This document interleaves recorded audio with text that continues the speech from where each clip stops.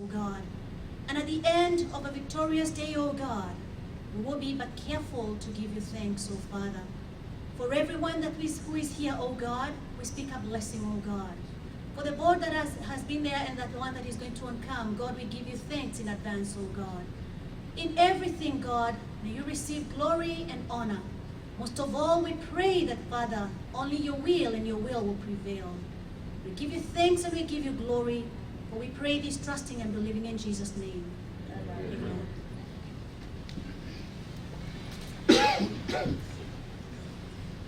Once again, thank you, and thank you, Ms. Catherine, for a prayer. And welcome to the Kenya-USA Diaspora Sacco. And at this time, I will invite our chairman, Mr. Francis Kioko, to give a warm welcome, and we can call this meeting to order.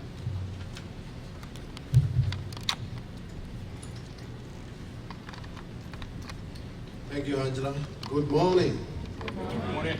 Good morning. Good morning. We can do better than that. Good morning. Good morning. Yeah, thank you. That's better. I want to take this opportunity to welcome all of you from all over the United States of America. I know some of you have traveled from far.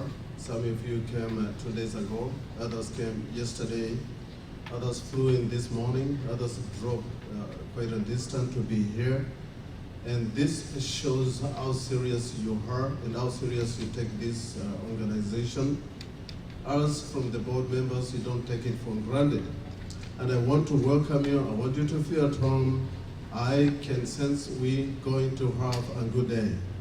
And I want to officially declare this NGM, or 4th NGM 2017, officially open, and I'm calling the meeting to order. Thank you so much. Enjoy your day.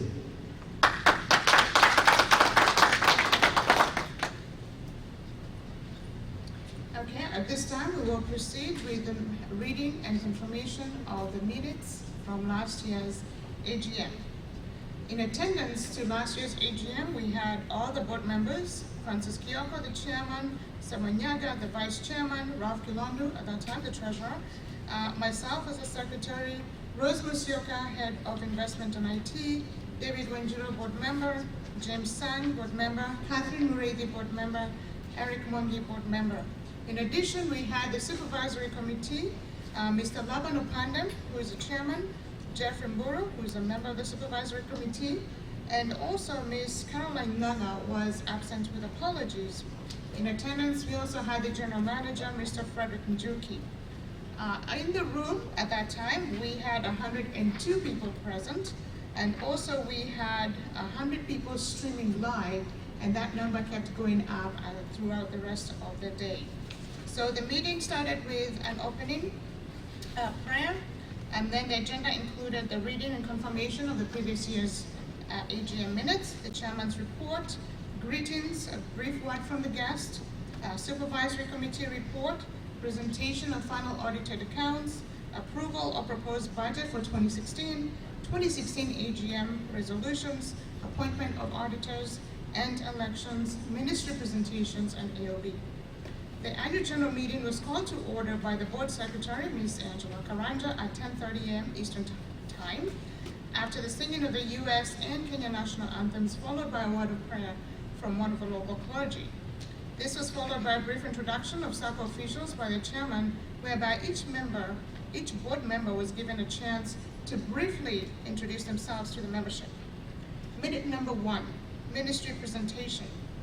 After introductions, the ministry representative, Mr. Stanley Ongeti, addressed the meeting via a telephone call from Nairobi as the first agenda item to accommodate the time difference. Mr. Ongeti regretted that he could not make the meeting as his visa to the U.S. could not be processed in time, but confirmed that he had given the board the go-ahead to proceed with the AGM agenda. His speech touched on, number 1, the Sacco request to register special vehicle to handle trade and investments. Mr. Ongeti reported that he was working with the board to see how the Sacco can address all the Sacco needs, even if it means giving exemption on the regulatory framework. Number 2, board elections. Mr. Ongeti requested that the board elections be postponed to the next AGM when the ministry will be in attendance to oversee the elections. One of the board members present, Mr. Collins Odongo, wanted to know why the Sacco could not conduct the Sacco AGM agenda and specifically the board elections in absence of the ministry representation. The member felt that the ministry's role is that of the advisory and could not control, and hence it should not stop the board from conducting the affairs of the Sacco due to lack of ministry representation. On his response, Mr. Ongeti acknowledged that indeed the ministry role is mainly advisory and not a control role. He, however, observed that though the ministry's role was that of advisory, he would request the Sacco membership to postpone the board elections until the next AGM so that the ministry itself could oversee the election. This, he believed, was necessary, particularly for the unique Saccos such as the Kenya-USA Diaspora Sacco, which is operating outside of Kenya. So the ministry would begin to witness the election so that it can be able to verify the genuinely elected Sacco officials for the benefit of the membership. With the exception of the board elections, Mr. Ongeti reiterated that the Sacco was free to run the rest of the AGM agenda without the presence of ministry representation. Another member requested that we have an AGM resolution that the Sacco will continue with the board elections, even if the ministry fails to make it to the next year's general elections. Recommendation. After consultations and deliberations, the members agreed to make an AGM resolution that the board elections will be held with or without the ministry representation in the next AGM. Minute number 2, reading and confirmation of 2015 AGM minutes. Minutes from the previous AGM were read by the board secretary, who gave a detailed highlight on the main AGM proceedings as covered in the previous AGM that was held in Houston, Texas. Matters arising. After presentation of previous AGM minutes, members present raised the following as the matters arising. One member requested that members present be given hard copies of the minutes. It was clarified that it would be indeed hard, particularly at that time, to prevail the previous meeting in minutes in hard copies, but instead a soft copy was sent to member emails and via Dropbox, where the members could also access that information. Members wanted a clarification of the loan entitlements. It was clarified that each member is entitled to 3 times their savings, up to a maximum of Kenya shillings 4 million, though this was a temporary incentive, but will be received from time to time in light of Sacco cash flow trends. Number 3, another member wanted to know if the Sacco could make it possible to borrow a loan in US dollars instead of Kenya shillings due to the interest rate differences. It was clarified that the Sacco maintains the Sacco deposits in Kenya shillings, and hence it would not have sufficient reserves to finance dollar loans. And further, that there were inherent challenges in managing dollar loans due to system limitations and constant fluctuations in the Kenya shillings, which may make the dollar loans an expensive affair for a young Sacco such as the Kenya-USA Diaspora Sacco. It was, however, clarified that it was still possible for a member to pay a loan in dollars if they wished at their cost, but the loan would be carried and maintained in Sacco records in Kenya shillings and not in dollars, given the inherent challenges. After clarification of the above matters arising, the minutes were approved as follows. The proposer was Mr. Collins Odongo. The seconder was Mr. Robert Kamau. Minute number 3. General Manager, Mr. Frederick Njuki, took the membership through a membership education session that touched on the Sacco model, how it works, and a brief highlight about Sacco products and services. The presentation emphasized that for the Sacco to succeed in its mission, members needed to participate actively in making regular contributions, patronizing loans, and other Sacco products so that the Sacco can generate that much income needed to meet its operating expenses and share the balance with members in the form of interest rebates and dividends. In conclusion, the General Manager presentation noted that Saccos offered much more than financial services. They provide members with a chance to own their own financial institution and then help them create opportunities such as starting small businesses, building family in their homes, and educating their children. Minute number 4, Chairman's report. The chairman, Mr. Frank Yoko, gave a vivid report that dealt on key Sacco matters, namely, number 1, Sacco general performance, number 2, Sacco products, main Mavuno and loan products, number 3, new investment opportunity in Fidelity homes, number 4, Sacco governance, number 5, staff matters, number 6, marketing chapters. The chairman noted that the Sacco has registered remarkable growth over the years in the parameters, particularly in membership growth, deposit, and product diversification, even though it was yet to break even. To address the deficit challenge, the chairman noted that several steps had already been taken to cut down on operating costs or to grow the income of the Sacco. To this end, the chairman summarized the 3 measures that were being taken as follows. Number 1, significantly cut down on Sacco operating costs. Number 2, aggressive steps to grow and diversify the Sacco income. And 3, initiative geared towards growing loan as core income. On Sacco products and services, the chairman prevailed on membership to take advantage on the various different products offered by the Sacco for their own benefit. He singled out the Mavuno Savings Scheme, which he noted is a fixed investment Sacco savings scheme designed to give members guaranteed and competitive returns on the investment that is hard to get from other financial institutions. The chairman also encouraged all Sacco members to take advantage of flexible loan terms and affordable interest rates of only 1% per month on a reducing balance to borrow from the Sacco from their own development or to invest in the flagship housing projects dubbed Fidelity homes and thereby become homeowners at a reasonable cost. On governance, the chairman reported that to strengthen Sacco governance structure, the board had co-opted 4 more board members in line with the bylaws during the 2015.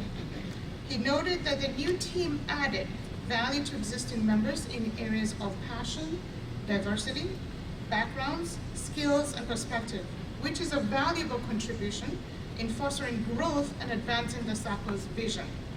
The additional 4 board members included, number 1, Mr. David Wanjiro from Sacramento, California, Mr. James Sung from Baltimore, Maryland, Ms. Catherine Morady from Seattle, Washington, and Mr. Eric Wangi from Atlanta, Georgia.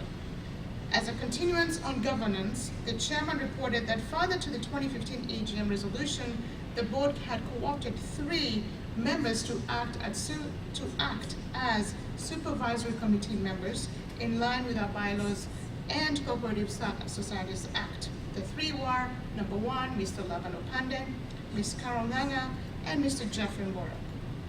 The chairman noted that the supervisory committee plays an important role in checking the board on behalf of members, something that strengthens the Sacco governance through checks and balances. On staff matters, the chairman reported that the Sacco had enhanced its staff capacity during the year ended December 21st, 2015, by Sacco recruiting 2 more staff members, namely the general manager and the Nairobi office assistant, Ms. Valentine. Further, the chairman reported that the Sacco was in the process of appointing Sacco representatives across the USA to accelerate growth in momentum and to bring services closer to members and potential members. In conclusion, the chairman noted that the Sacco board remains deeply committed to making Kenya USA Diaspora Sacco the most preferred investment vehicle for all of the USA Diaspora and beyond. He reiterated that it was a simple request to members to continue supporting the Sacco by patronizing its products and services, particularly the loans, governor savings, and long-term investment projects like Fidelity Home, which is expected to stabilize the growth of the Sacco and generating more income, thereby paving way for member payments, including dividends and interest. As members patronize these products, this would result in a win-win scenario where both members and Sacco benefited in equal measure. Recommendation. After the chairman's report, one of the members, Mr. Collins Odongo, noted that there was need for more member education and sensitization of products and services so that members could play an active role in growing and strengthening the Sacco so that it would come out of the operating deficit. He also noted that it was obligation and responsibility of both the board and members of the Sacco to market the Sacco in their cities since all members owned the Sacco. Minute number 5. Supervisory Committee report. The Supervisory Committee presentation was done by its chairman, Mr. Laban Opande, assisted by the member Jeffrey Mboro. Mr. Opande started by introducing himself and the rest of the team, which included Mr. Jeffrey Mboro and Ms. Caroline Nganga. Mr. Opande applauded the board for putting in place a proper governance structure for the proper running of the Sacco. He noted that this had been made better by hiring of the general manager, who now heads the Sacco Secretariat, while the board is led by the Sacco chairman to oversight the Secretariat while the Supervisory Committee checked on the board activities. Mr. Opande also lauded the board for working without pay, and for this he requested the members to appreciate the team. The above notwithstanding, the supervisory team highlighted the following as points of concerns, or rather areas of weakness, that the supervisory committee felt the board needed to address. A, lack of a strategic plan as a way of making sure that there's a clear roadmap on where the Sacco is going. B, communication challenge. The committee emphasized on the need of clear feedback mechanism, noting that the Sacco needed to improve on its communication with members to avoid possible complaints from the members. C, marketing strategy. The committee noted that the board members needed to work on an effective marketing strategy given the huge untapped potential of the US market. Lack of clarity on supervisory committee role. The committee felt that there was a need to have a clear job description and hence requested the board to offer and facilitate training on their roles. E, Sacco ownership. The team encouraged the members to be more patriotic to the Sacco and feel as part of the Sacco, part and parcel of the Sacco for better for all. The team thus challenged the members to do what is expected of them. F, second, an investment company. The board requested, the committee requested the board to fast track this matter. Minute number 5. Presentation of final audited accounts. The audited financial accounts for the year ended December 31st were presented by the Sacco treasurer, Mr. Ralph Kilondo. The treasurer reported that the Sacco recorded a total revenue of 12.7 million Kenya shillings compared to 6.8 in 2014. 6.8 million. He noted that this represented a growth of 86%. On the other hand, the treasurer reported that the total expenses for the year 2015 stood at Kenya shillings 21.7 million compared to 13.8 in the year 2014. Overall, he noted the Sacco registered a deficit of 9.2 million compared to 6.9 million in the year 2014. To this end, and as reported in the chairman's report, the treasurer noted that the Sacco had already put in place several measures to wipe out the deficit by growing the income and cutting down on operating costs. The rest of the financial results were summarized. With the impressive growth, the treasurer noted that this was made possible by the significant growth in membership of 40% against the Sacco sector average member of 15%, according to SASRA. And SASRA is the Sacco Society's regulatory authority. The treasurer also took the opportunity to read the auditor opinion page, where he noted that the auditor felt that the Sacco investments for the year 2015 gave a true and fair view of the state of the Sacco's financial affairs as of 12 December 2015, the result of its operations and cash flows for the year then ended in accordance with the International Finance Reporting Standards, IFRS, and Kenya's Cooperative Societies Act. We're getting there. Hang tight. Okay, minute number 6, approval of the proposed budget. The budget for the year 2016 was presented by the Sacco Treasurer, Mr. Ralph Gilondo, who gave a detailed account of the projected income and expenditure for the year 2016. He noted that the Sacco had projected to grow the income by about 82% to stand at Kenya shillings 23.1 million, whereas operating costs were projected to stand at 21.7 million Kenya shillings, thereby possibly erasing the operating deficit and having a projected surplus of 1.4 million Kenya shillings. In summary, the Treasurer emphasized that Sacco was committed to cutting down on operating costs in an effort meant to wipe out the deficit and report the much-needed surplus as a way of strengthening the Sacco further. After the budget presentation, members raised the following queries. One member wanted to know if the Sacco was projecting a deficit or not. It was clarified that the Sacco did not project a deficit, but it came as a result of increased operating costs, even given the minimum participation of members in Sacco products and services. B, group presentation of membership. The member wanted to know if group memberships were allowed. It was clarified that there had been challenges in admitting chamas to the Sacco despite the frequent requests that had been made by membership due to compliance with the Cooperative Act. This notwithstanding, it was clarified that the Sacco was working on a product for chamas that is compliant with the regulations that it would be unveiling soon to the same membership. After the clarifications, members present unanimously approved the budget estimates for the year 2016. Minute number 7, AGM resolutions. Resolution number 1, resolution to expand the panel of auditors between 3 to 6 companies to allow for change of auditors after 3 years as required by law. It was proposed by Mr. Jeffrey Borough and seconded by Ms. Sarah Morticia. Number 2, resolution number 2, to expand the panel of law firms to at least 3 so that there is flexibility in the area where the current law firm may not be equipped. It was proposed by Mr. Michael Karoki and seconded by Mr. Patrick Kalongi. Resolution number 3, to approve the Sacco borrowing in powers of up to Kenya shillings 2 billion. It was proposed by Mr. Collins Odongo and seconded by Ms. Benta Okun. Resolution number 4, to confirm that the 4 new board members into the full board of 9 to continue performing their duties for the calendar year 2016-2017 with the election coming up in 2017. After the elections to be held in 2017 with or without the supervisory of the committee of the ministry, but with the approval of the Commissioner of Cooperatives.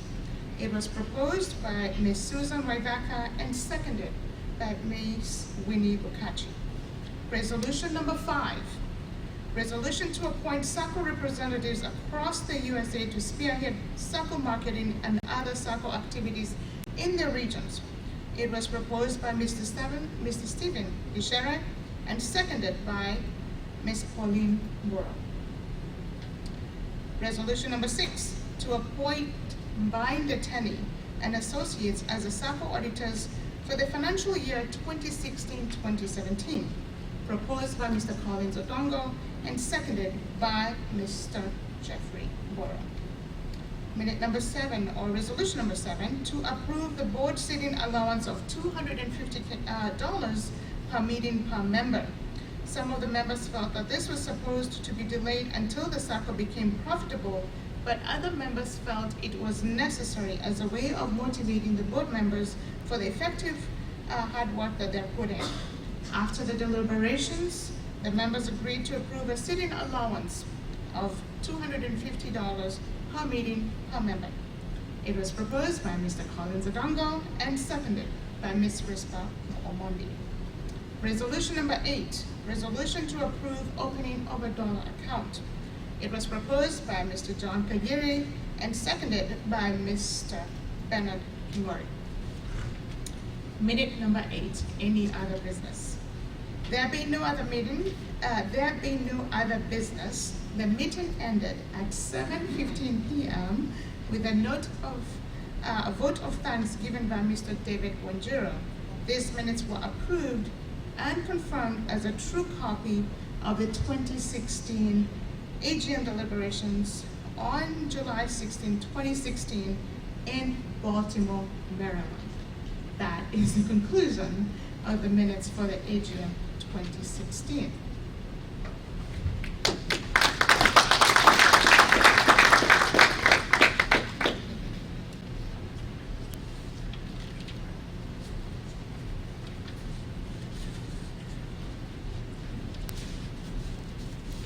Does that sound like the true copy of what transpired, the business that transpired in last year's AGM? Do you have a proposal? What's your name? Sarah Beria. Sarah? Beria. Sarah Beria is a proposer. Do you have a seconder? What's your name? Caroline Kinyanjui.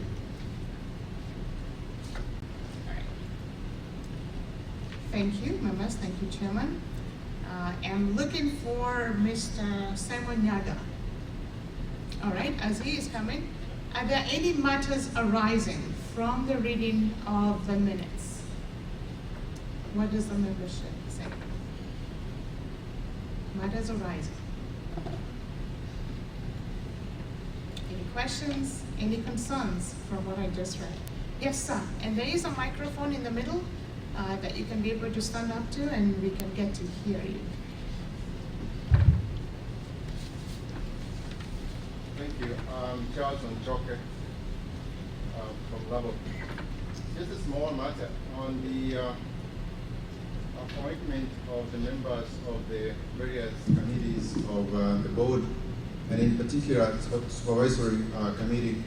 According to the bylaws, this is a responsibility of the members of the AGM, but I note in the minutes that this was done by the board.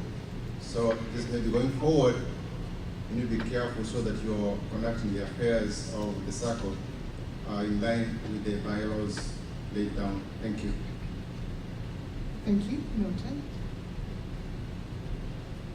Yes, sir. Mr. John Kiguri. I think I'll be enough. We need you to go to the mic because we are streaming, so the folks online can be able to hear you. My question is, there is recommendation, minute number 5 is supervisory recommendations. Can you please give us, or somebody give us the status of those recommendations? Are they implemented or are they acted upon? So his question was on minute number 5, the supervisory committee report. There are some findings that they found, and his question was were those implemented? And at this time, I will call our supervisory committee chairman, Mr. Laban Opande. And you can come up front as well.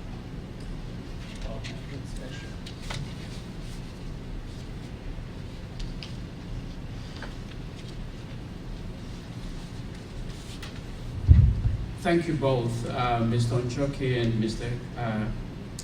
Kagira. First, I want to respond to Mr. Nchoke's comment. I believe the resolution to have the supervisory committee constituted happened back in 2015. And at that time, if I may be corrected, the members allowed the then board to appoint the supervisory committee for that year. And that's how I believe it came to be, and if I'm wrong, please correct me. Then on the, I don't want to preempt because we do have a supervisory report that we shall be making later on. But I want to go back to, what minute was that? Minute number 5. Okay, thank you. So, again, we do have a full report which we will share with the members in soft copy, and also a presentation that we'll have a few minutes to present in a little later. But if I can quickly talk through one of the recommendations of having strategic plan That sadly has not come to fruition. We've had discussions with the board. We had a lengthy discussion last night referencing the same. And the only thing I know is that it's started. They're already working on it. We've given our ideas as what we think it ought to be. And so we'll wait and see if the board will be able to make a response to that. Communication challenge, sadly that has also been sort of an ongoing problem. We've expressed the same to the board. Thankfully we've had quite a bit of response from the membership to us, so that has not been really a problem. But I think the problem has been from the board communicating to us and to the membership in general. Marketing strategy, we do remember that we had a proposition to have representatives across the country in various cities, and those representatives were supposed to have been equipped with training and materials to sell the agenda of the Sacco. I did not get a good feel that that had been implemented, and indeed did have comments from one of the representatives who basically said that there was never any kind of feedback or materials or training provided to them. And then, so I'll defer that again to the board to make the comments on that. Lack of clarity on supervisory committee. I must confess that even us coming to this board, we're not very sure. And that's why we brought it up, because we wanted to have a good understanding. And we had requested training. We did get training that was presented by that was organized by the board. The only thing I would comment was we got it quite late. I believe it was about a month or two ago to the AGM. So it did happen. We have a very good grasp of what we need to do as a supervisory board. Before that, we were working pretty much on common sense and what we believed was right in terms of representing the members in the board. Sacco ownership, I think that's up to you guys to figure out whether you have owned this Sacco throughout the year. So you guys will have to give your own report as to what have you done as a member of the Sacco in enhancing the Sacco activities and growth. Setting up of an investment vehicle, I think the board will give a report on that as well. But my understanding as of now, that hasn't happened. But it's through some technicalities, as may have been explained by the Commissioner of Cooperatives, and so we'll get a report as well from the board. So again, we will have a few minutes, I hope, sometime. We'll talk more about what our observations are and our scorecard on the board when our time comes. But this is really a quick response to Mr. Kagera's request, and I hope it's in order. Thank you.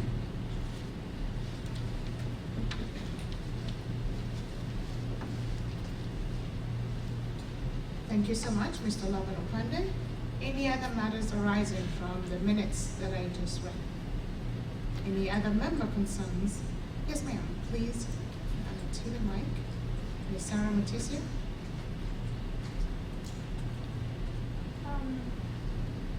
This is a resolution of the state about the dollar account. I'm not sure if it was passed. Do we have a dollar account yet?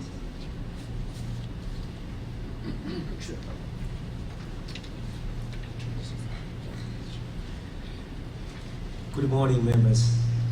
Good morning. Yeah, my name is Simon Yaga, the Vice Chair of the Sacco. Sarah, to answer you to that question, the answer is no. And there is a reason behind it.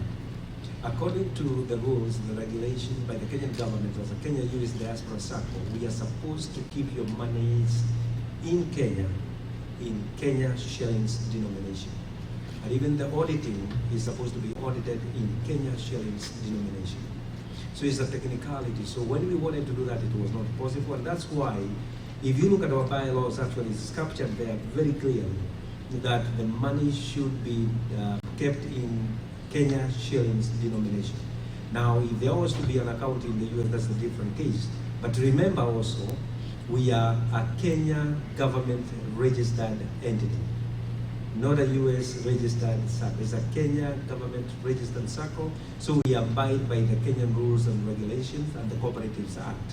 So again, yeah, that was not done when we tried to register, to open the accounts with the Kenya shillings denomination. When we went to seek for clarification from the Commission of Cooperatives, we were told, no, we are supposed to keep your money in Kenya shillings denomination for the purpose of accountability and being able to do even the audit in that sequential format. And then again, also to some extent, it would become a challenge later on, for example, if you're keeping your money in US dollars and then there are fluctuations like they do in the US dollars. Today it is 98, the other day is 101, the other day is 75, whatever it is. We would have a lot of challenges with your, be able to do the accounting procedures as required by law. So that is where we are with that. So it was not done. And it's because of the law. Yes, John.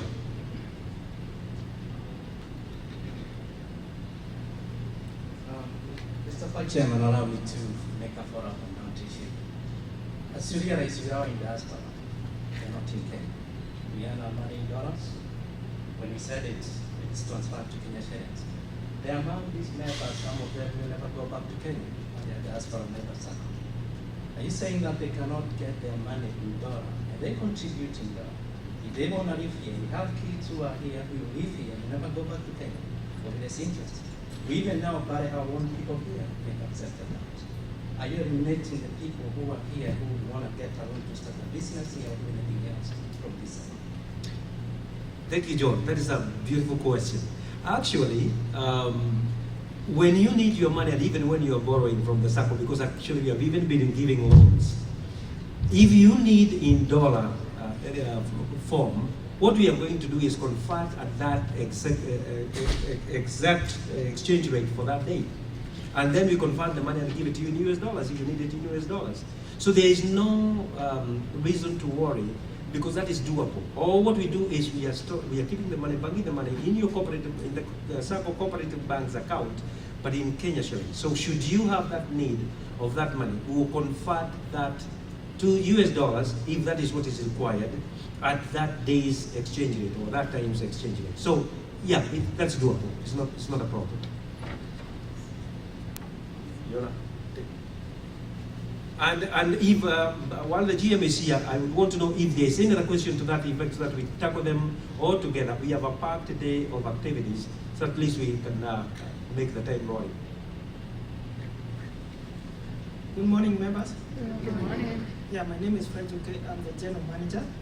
I would like to shed some light on the issue of keeping the money in dollars and not in Kenya shilling. Remember, our core operation area is in Kenya. If you have to keep your money in dollars, what that technically means, we cannot invest that money. In Kenya, you can only invest money in Kenya shillings. If you invest in dollars, the highest interest rate you get is 3%. Where does the Sacco get its income to run the operations? From investment. How will it survive? How? You technically kill the Sacco. So why, and remember, Bwana John, you're saying you said your money in dollars. Most of you limit your money in wave. It hits our bank account in Kenya shillings, not dollars. So by the time you're getting that money, it's already in Kenya shillings. And for us to invest it and make business sense out of it, it has to remain in Kenya shillings.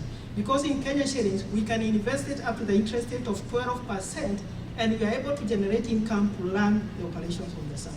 To me, that's the main reason. Second, if you have to maintain the money here in dollars, there are challenges that comes with the US regulations. First of all, we are not licensed in US, so it brings a lot of technicality in terms of maintaining the money. Thank you. Thank you, GM. Yeah, and those are some of the other technical issues that, of course, we are faced with. But as you are board and as you have given us the mandate, we have tried to play by prudence to make sure that whatever we do, it is to the benefit of the members. We want to make sure that we are not exposing your investment or your savings in any other way. That can cause problems. So again, as the general manager is saying, yeah, those are some of the reasons why, besides the law requiring us to do the Kenya shillings, then other technical issues. So thank you so much.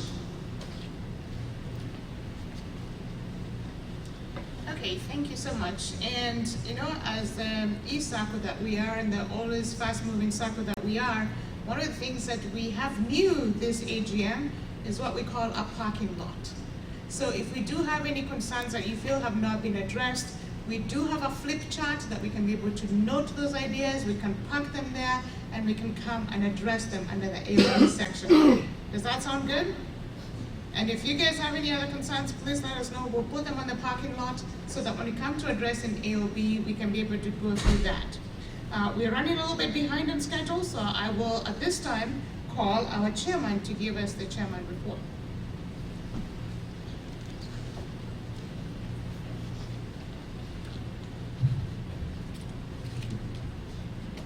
Thank you, Angela.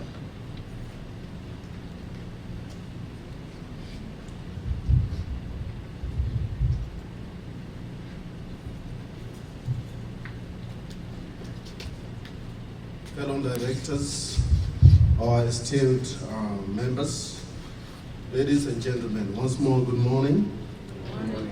I feel privileged and humbled to welcome you to our 4th annual general meeting of Kenya Youth and Diaspora Sacco here in Dallas. To our valued members, I'm very delighted to know that you have chosen the Kenya Youth and Diaspora Sacco for your financing and investment needs. And as your board, we promise to remain true to our mission of actualizing your dreams. In this regard, kindly allow me to highlight some of the milestones that we have accomplished during the financial year ended December 31st as part of this commitment. The operating environment. The macroeconomic environment in 2016 remains stable as evidenced by low interest rates. The 91 Treasury bills rates, which declined to 7.9% compared to its historical average of 9.9%. The economy experienced a stable inflation rate of 6.3% compared to government target of 2.5% to 7.5%. The Kenya shillings continued to be stable, shedding only 0.1% against the dollar, with a stable GDP growth of 5.8 in 2016 compared to revised growth of 5.7 in 2015. This is according to Kenya National Bureau of Statistics Survey 2017. The capping of interest rates to a maximum of 4.5 above the CBR, that is central bank rate, resulted in a significant decline in interest rates during the month of September to 14% compared to 16.7% in a similar month in 2015. The domestic credit slowed down, slowed from a growth of 20.8% in 2015 to 6.4% in 2016, mainly because of the decline in credit to the private sector. For a long time, Kenya banks have been enjoying interest rate spread of about 11.4% on average, way above the world average of 6.6%. Even though capping interest rates might solve the high interest rates spreads in the banking sector, it may also lead to other challenges, such as locking out of SMEs and other high-risk borrowers from accessing credit, as banks will prepare to loan to the government. In addition, it may lead to rigidity in the financial system and may introduce a lot of shadow banking and shylots, as people who can't access credit from the banks due to their low credit quality are priced out of the market. To us, the most important thing then is to note in these changes in financial market is that many of our members are likely to be locked out of the bank lending, since most banks categorize diaspora people to be among the high-risk borrowers compared to domestic borrowers whom they can easily enter into a check-up arrangement. It's because of the interest rate capping and associated circumstances that make it even more important to save, borrow, and invest through the Sacco. Consequently, it's our responsibility to ensure that we build this Sacco to become a strong financial institution that can take care of all our financing and investment needs. Let me throw some financial highlights and the statistics. For the year ended December 31st, 2016, the Sacco registered impressive growth in most parameters, backed by an array of initiatives introduced by the board to strengthen the Sacco. The total assets grew by 55% to stand at 122.8 million compared to 79.2 in the year 2015. Member deposits grew by 32% to stand at 91.1 million, up from 69.1 in 2015.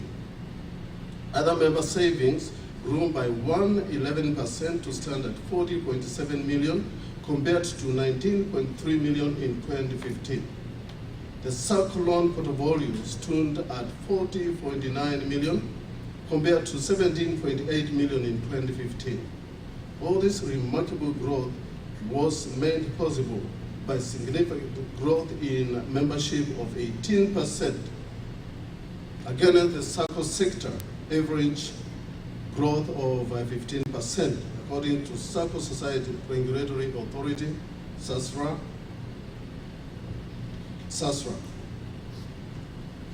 The Sacco break-even analysis. I must say that the year 2016 marks another milestone in the Sacco history. For the first time since inception of Sacco, reported a marginal surplus of 686,000 before taxes compared to a deficit of 8.9 million reported in 2015. This incredible performance was a culmination of deliberate board initiative to cut down the operating costs while at the same time focusing on how to grow revenue, as highlighted in the last year's AGM. It then comes as no surprise that the Sacco operating costs dropped by 9% from 21.6 million to 19.7 million Kenyan shillings in 2015. On the other hand, the Sacco revenue grew by 61% to stand at 20.4 million compared to 12.7 million reported in 2015. The real fruits, though, will begin trickling in 2017 when the far-reaching cost-cutting measures were actualized following the closure of U.S. office and shifting of all Sacco operations to Nairobi. These initiatives have seen the Sacco make a saving of about $500,000 per month in fixed monthly costs, and this will have a huge impact on the Sacco bottom line going forward. Dividend and interest, I know this is interesting for many members. I got a question on this about 2 weeks ago. Despite this impressive performance, the Sacco did not manage to generate enough surplus to pay interest on the main savings nor dividend on the share capital. However, the Sacco managed to pay 421,892 shillings on the Mafuno term deposits. Further, the board remains very optimistic that The huge savings in cost highlighted above will see the Sacco generate sufficient surplus in 2017 to allow for the payment of interest on the main savings and dividends on the capital, on share capital. And this will remain a key focus on this board going forward. Loan products. The Sacco loan products continue to gain popularity. By the close of 2016 financial year, the loan portfolio stood at 40.9 million, up from 17.6 million reported in previous year. This represents a growth of 1.1%, and we anticipate the growth momentum to be maintained given the ongoing Sacco investment opportunity, particularly the Fadhili Homes project and the various prime plots offered to members. As the board, we do appreciate the fact that one of the key reasons of joining the Sacco is to have easy access to cheap and flexible loan products for members on development. Therefore, we have made it our business to make it easier for members to access the loan products for financing and their own of their own products or in investing in Sacco-sponsored projects. As we continue to appeal to our members to regularize their monthly savings in readiness of the Sacco loan whenever the need arises. Please note that without the regular contributions to the Sacco, it will be hard for you to qualify for a loan financing. Don't wait until the financing need arises, but instead build your Sacco savings consistently, since you never know when you're going to need, when an investment opportunity arises, or when an opportunity is going to crop up, or when you need financing, or when an emergency is going to come on your way and you need to be financed. Remember, in case of emergency, you can always take a Sacco loan equivalent to your main savings without collateral. And this loan is always processed within 2 working days. Mafuno Term Deposit Account.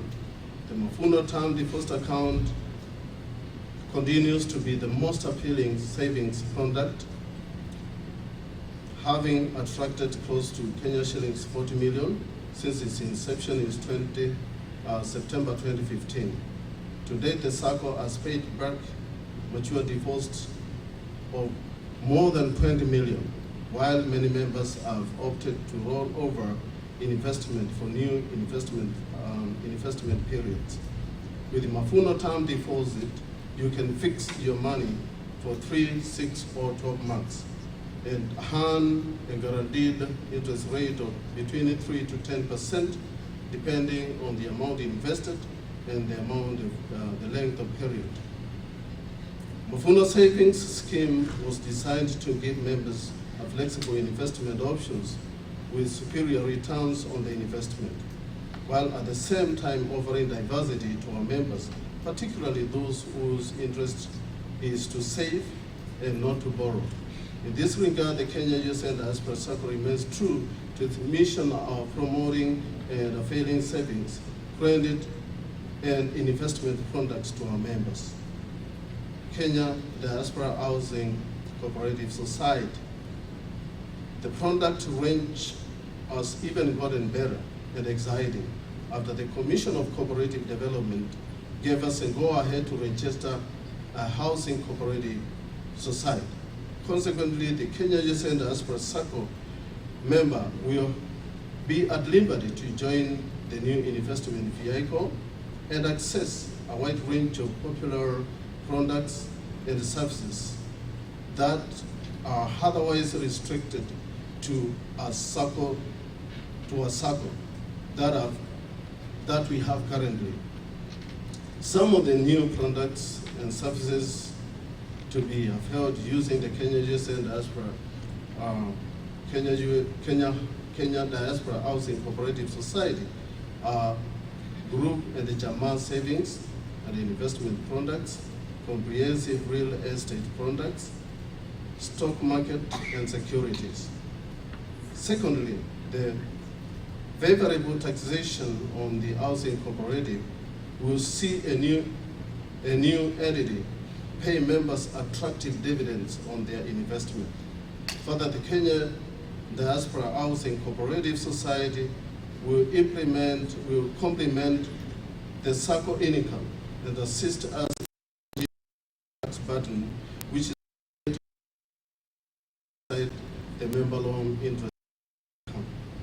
To register this investment vehicle, the board will be proposing an AGM resolution as required by law, and we therefore request that you support this resolution so that we can go ahead and register this vehicle. Second, governance. Board and Supervisory Committee nomination and vetting criteria.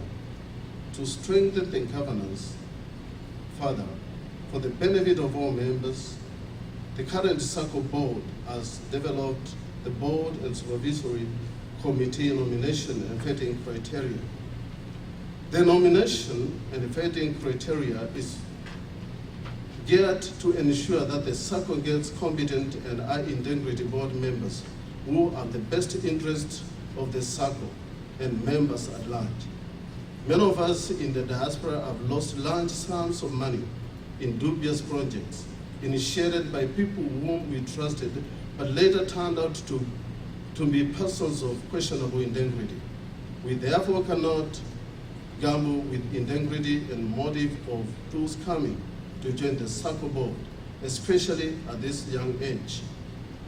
Though we would have wished those offering themselves for today's board elections to have gone through these vetting criteria, it will not be possible since the criteria and information of the nomination and vetting committee requires an AGM approval or resolution. However, we have decided to proceed with the board and supervisory committee elections using the existing criteria in our laws, since we have not held elections in the recent past. Of course, this is due to lack of clarity on who oversees the elections from the Minister of Cooperative. As you notice, we haven't had an officer from this ministry in the last 2 AGMs.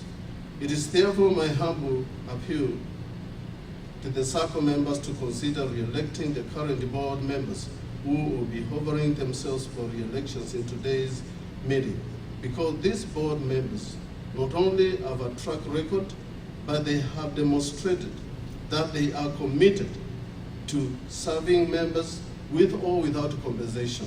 The current board members understand that ours is a young Sacco and it requires pampering before it can stand strong, and hence they have sacrificed their time by working pro bono on many occasions so that the Sacco is not burdened by huge operating costs.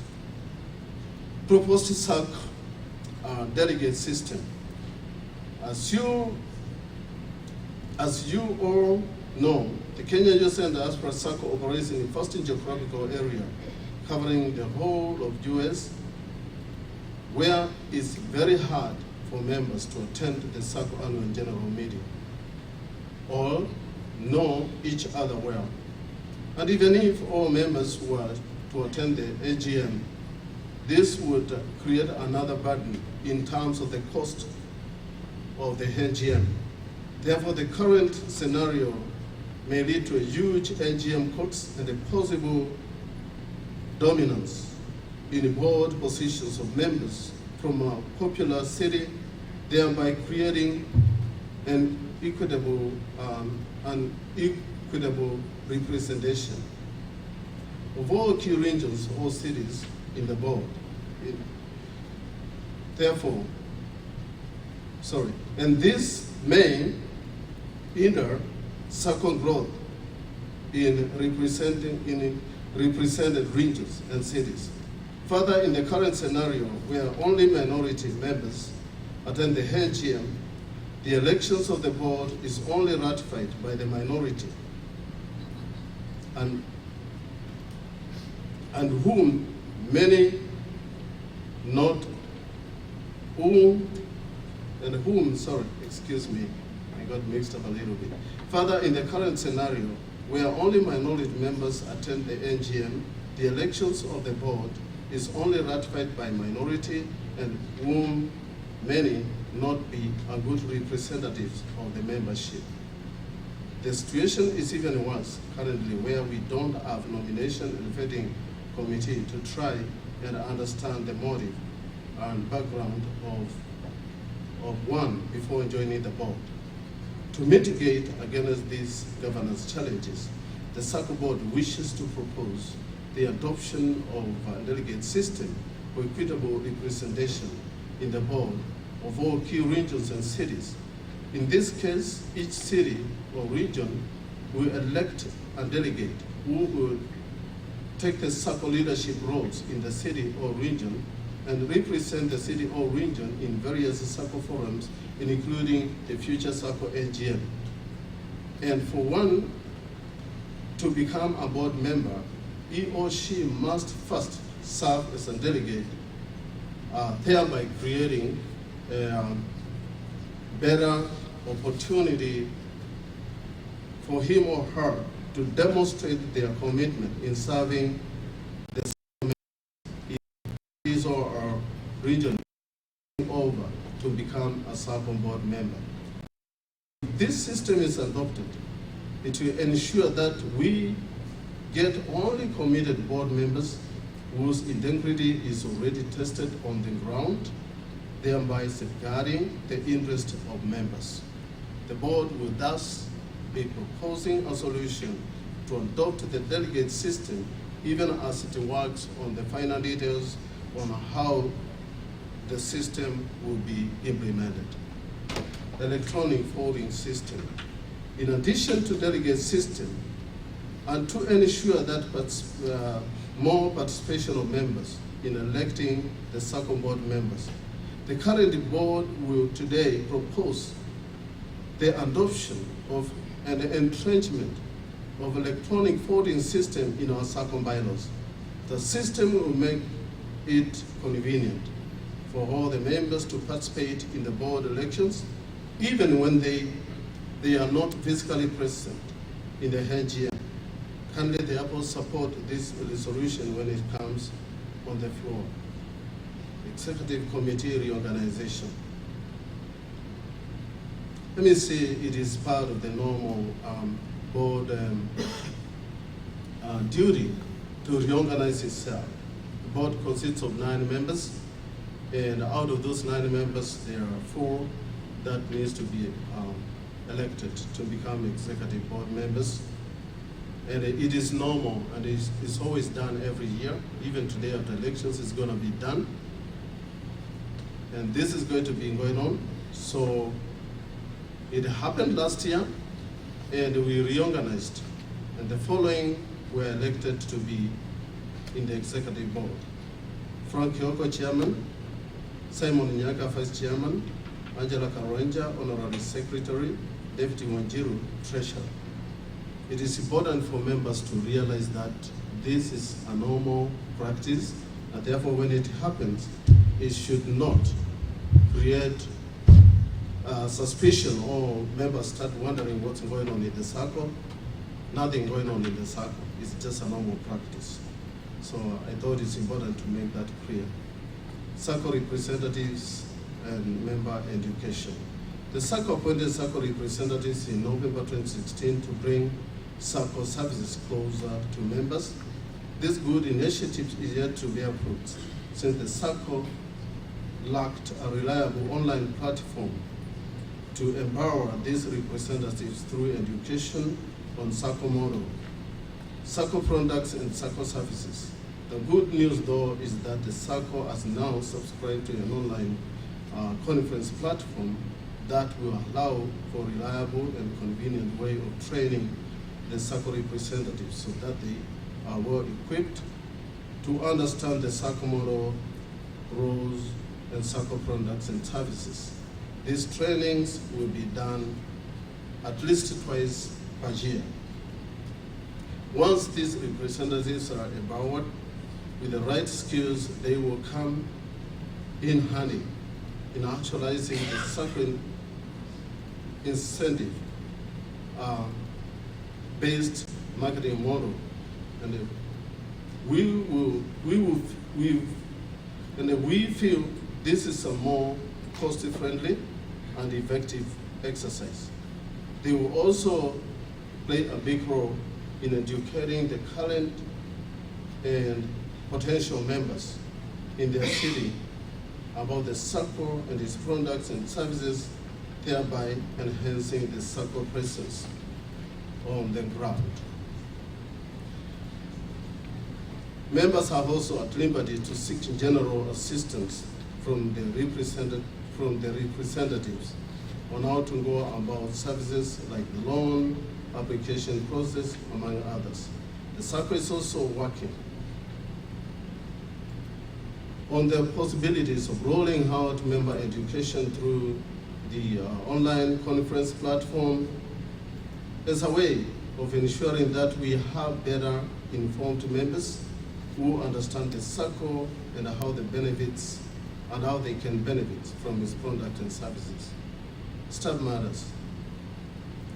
Following the reorganization of the Sacco operations, the Sacco recruited 2 customer care employees in March 2017 in our Nairobi office to take up the roles that were initially carried out in Atlanta office. The Sacco was forced to take this move to cut down on the operating costs, as explained earlier in this report in our last AGM. Secondly, to serve our members better, the Sacco is in the process of recruiting an accountant, thereby bringing the total number of staff members to 5. In conclusion, therefore, dear members, we have embarked on a long journey, but the good news is that it is already started. As is said, even a long journey starts with one step.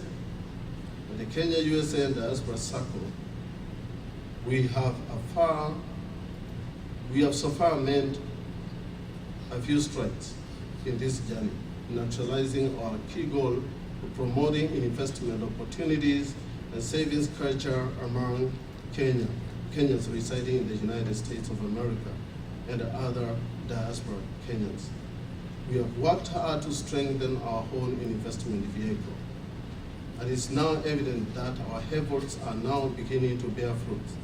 The Sacco has weathered many storms and skepticism to deliver tangible value to its members, who have immensely benefited through secure savings, legit investment options, and most importantly, Sacco financing.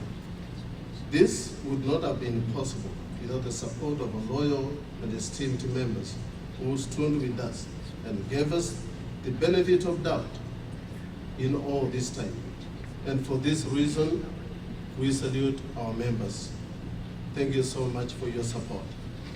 As your board, we are committed to taking Kenya Youth and Diaspora Sacco a notch higher by ensuring that we put the right structures in place to ensure this Sacco outlives our personality, thereby becoming a permanent investment and financing solution for all Kenyans in the diaspora. We are therefore appealing to our members to support the board initiatives and remain committed to the Sacco through patronizing its products and services to offer positive criticism if possible. Lastly, I wish to appreciate all the Sacco members and other invited guests for attending this Sacco AGM and participating actively in shaping the destiny of our Sacco. Thank you all. God bless you and God bless our Sacco.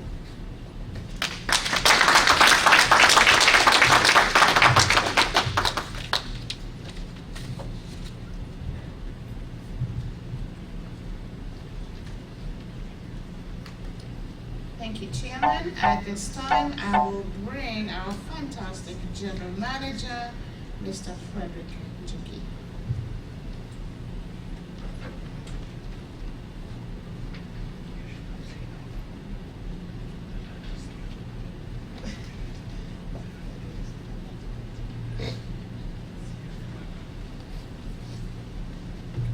Hello, members. It's a pleasure to have you once again. I'm delighted to be with you. You know, it's so humbling to see you because it always excites me to see that people can set aside time to learn about money matters. You know, many other times that we spend a lot of time learning about our profession. But have you ever thought about, did you ever go to school to learn about your personal finance?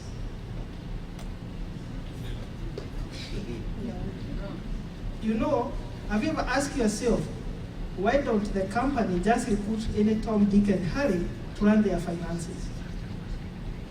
If you want to know money matters is complicated, ask the accountant. I'm an accountant by profession, and I can tell you, this is a profession, if I was informed as I was informed today, probably I would not have taken accounting. Yeah.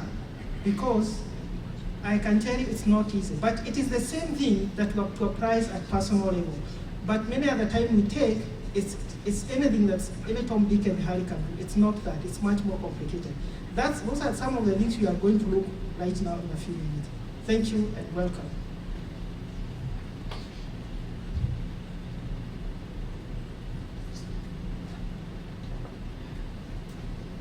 Hello?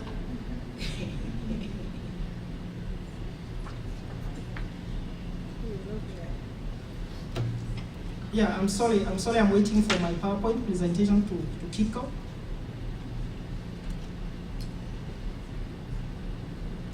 Okay, just like last year, we are going to start by learning. Please start at the start. Start at the start. Yeah. Yeah, today it's on member education. Actually, if you can actually keep, and maybe I should have, like Eric, excite members to energize them, because this is the most important session that we are going to have. Maybe Eric, welcome.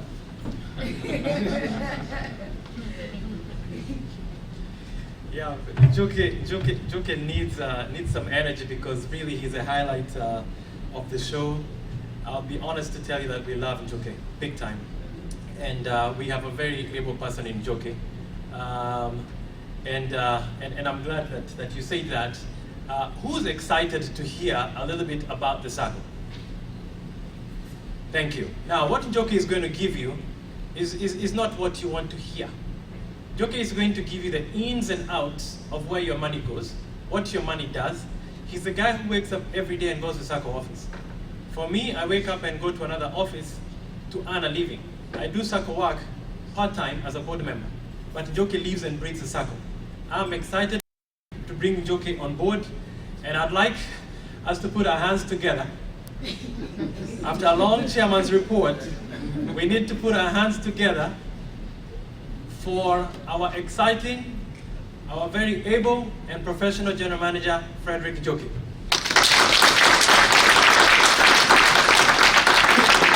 Thank you, Njoki. Okay, thank you. And maybe what I would start by saying, I have sent this power presentation to you kindly.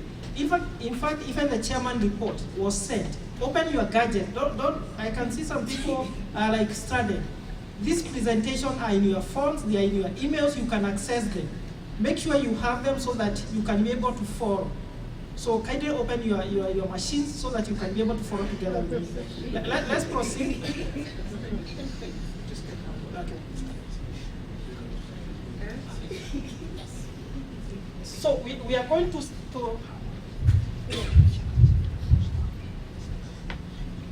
we are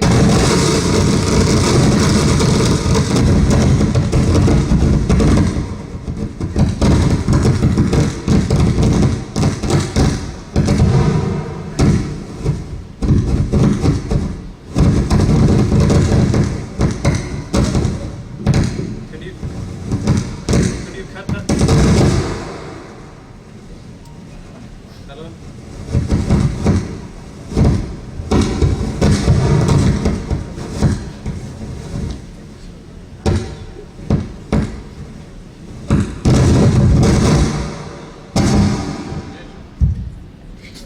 Hello, hello.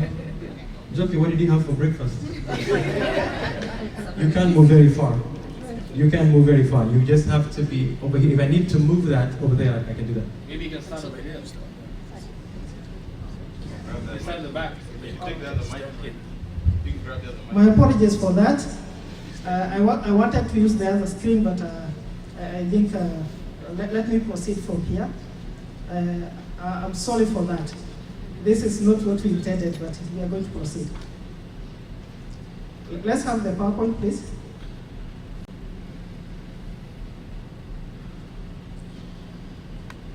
Okay, just like usual, I'll start my presentation on asking some important questions. And why I ask this? Because I want to start, what is the Sacco model? Because many other times, I've realized some members don't even have a clue what is the Sacco model. And what happens, instead of calling the Sacco to get the right information, they'll call their friends who give them a very misleading information. So today, we want to answer what the Sacco, how does it operate, and how can you benefit from the Sacco? So we ask, what is a Sacco? Second, who owns the Sacco? And how is it governed? Who finances the Sacco? These are some of the questions we want to answer today. What is the core objective of the Sacco? How do members benefit from this Sacco?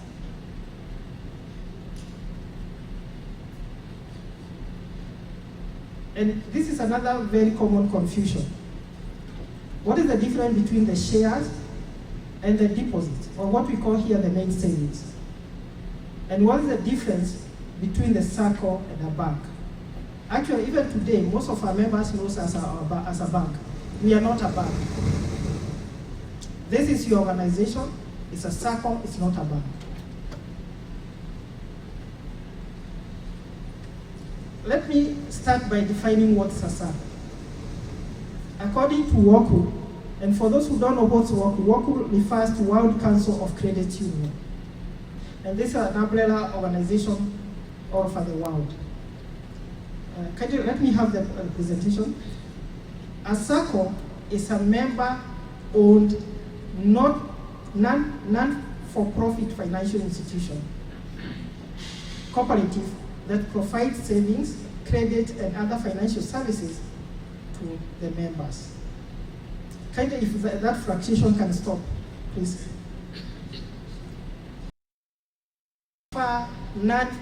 Not-for-profit financial institution. That doesn't mean we are an NGO. For your information, I received 2 inquiries about 2 members that came to a Nairobi office. They were sent by members. They were told, this is an NGO, they are from Diaspora. Kindly go there and see how you can be assisted by that NGO. We are that bad. So, those are some of the challenges we are having. What we mean by not for profit is that whatever money that we make from the operation, we share back with the members in form of interest and dividend.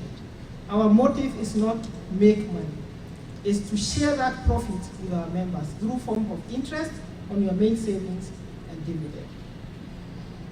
That's what it means. And then, have you ever known why we refer to you as a member? When you go to a bank, they will call you a client, but a Sacco will refer to you as a member. For a very simple reason, because you have ownership. Here you are an owner of the Sacco. That's why the term reference as a member. Sacco membership is based on common board, a linkage shared by the savers and borrowers who belong to a special community. Special community here is the diaspora. Organization, a region, or a place of employment.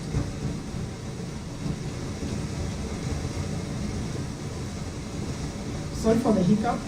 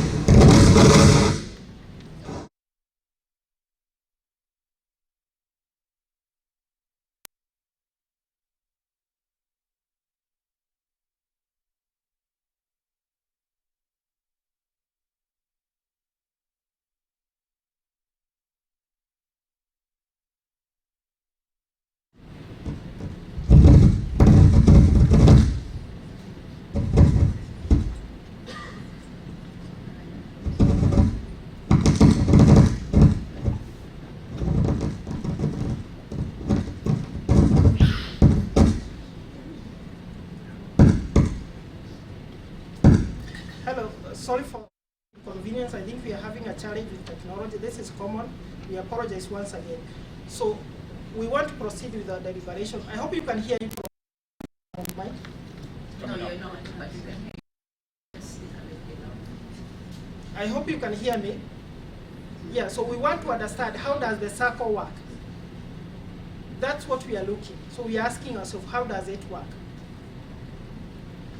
A Sacco members elect a volunteer board of directors from their membership.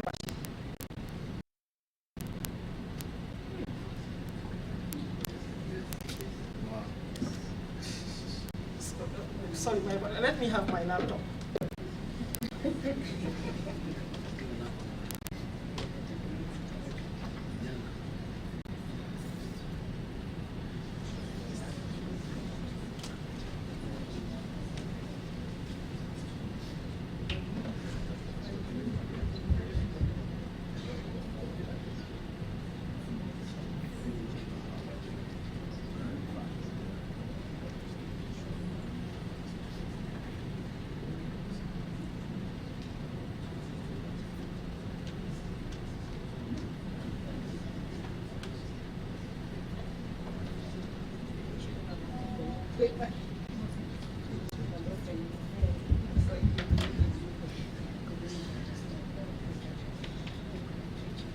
Hello?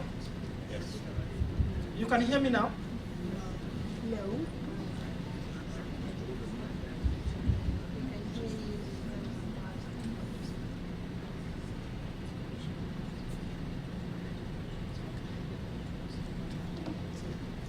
So what we are saying is that a Sacco is based on common board linkage shared by the savers. I think we had looked at that. So we are all diaspora, and that's why we came together to form this Sacco. And then we were looking at how it works. And we are saying a Sacco members elect a board of directors within the membership. From this membership, you elect a board of directors. And each member has one vote. Regardless of their shareholding, you still have one share per board member. And that is something very unique to the Sacco. If it was a bank, your vote is weighed against your shareholding. And that's a major departure for a Sacco. That's the advantage. So you're able to control your financial institution. So we are saying each member has a right to run for the volunteer board of directors. And this is something you can take advantage, because you are able to come to the board and have a say on how the Sacco is governed. So this is an opportunity that only Sacco will give you, unlike any other organization. Then, who checks the board? I'm sure you saw Bwana Opande here. Bwana Opande is part of the Supervisory Committee. This committee is charged with the responsibility of checking on the board to ensure that they govern the best way possible, the best interest of the members. So those are the checks and balances in place. And above that, above the board and the Supervisory Committee, we have a secretariat. Me, I'm the general manager. We are called the secretariat. We learn the operation of the Sacco on a day-to-day basis. We are oversighted by the board. Then the board is oversighted by the Supervisory Committee. Then the Supervisory Committee reports to the AGM. And the AGM is the one that now oversights the Supervisory Committee and the board. And those are the checks and balances. So, about the funding, Saccos pool their members' savings, deposit, shares to finance their own portfolio rather than rely from an outside capital. You put your savings together and you form a huge pot. Then from that pot, you are able now to benefit through the loans. You are able to benefit from interest, because when the other members borrow, even if you yourself you are not borrowing, you benefit from the interest created by the Sacco levy. So you all benefit from the of the interest together. The core objective is achieved by that pooling of the financial resources together, thereby creating a revolving fund, which is invested in members' loans, which also generate interest income for the Sacco.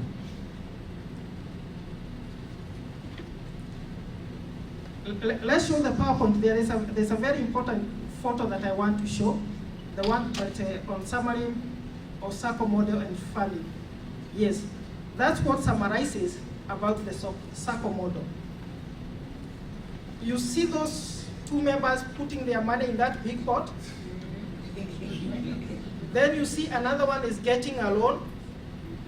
Then down there we have some savings, some more savings stored there.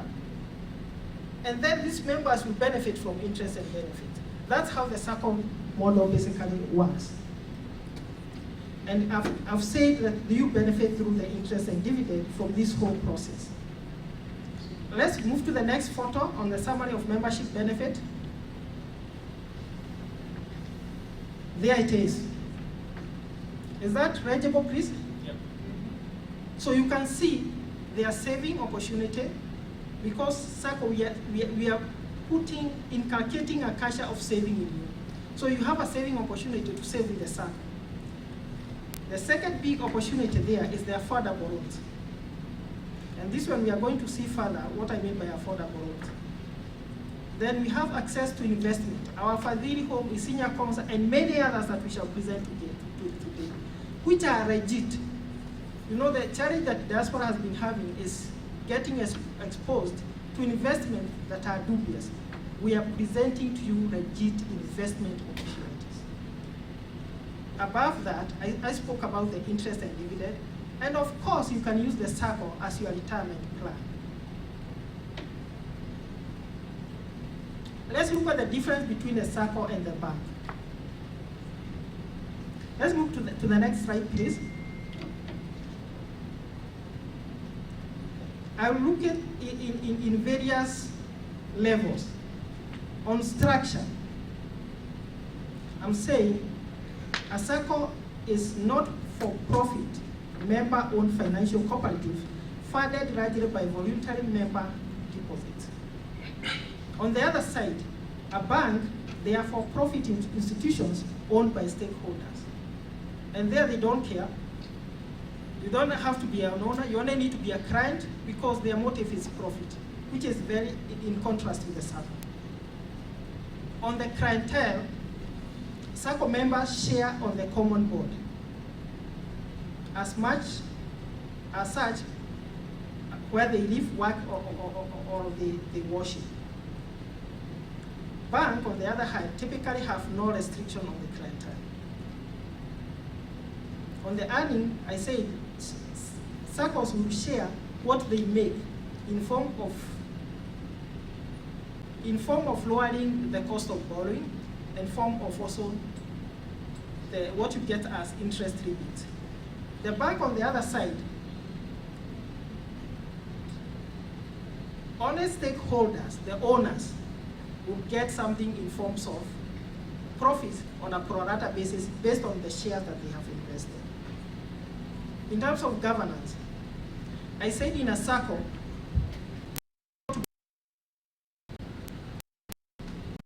and each member has a right to vote. And this is regardless of your savings. On the contrary, for bank, you vote based on your paid level of shares, which we call the weighted voting. So if your shares is 40%, your vote is worth 40% of that. This is not the scenario in the Sacco. So basically that's all about the difference about the Sacco and the bank. So Sacco offers, it's like, because you are a owner, you are part of the process, you are part of the profit sharing. It's like the way you invest in your business. You have much say compared to the bank. Let's look at the product and services. Let's go to the slide on product and services.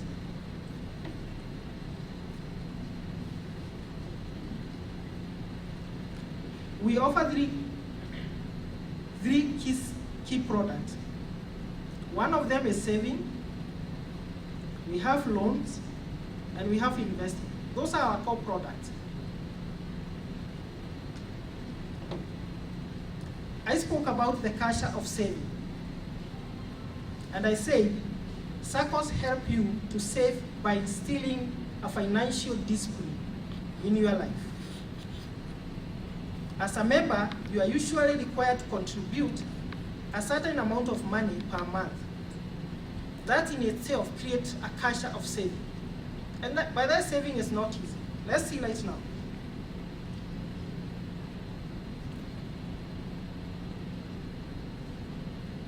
I hope none of us is at this cycle. Look at this cycle, where you work, you earn, you spend. By then you could be financially independent, but you are financially insecure. I hope you understand the difference. You could be financially independent today, but you are financially insecure in the future.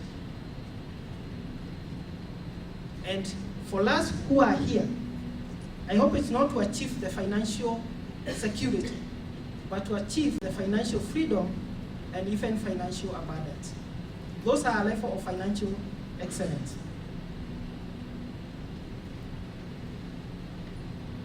George Clason, in his book, The Richest Man in Babylon, remarks, you'll only begin building a wealth when you start to realize that that part of all the money you earn is yours to keep. Is yours to keep. That is, pay yourself first.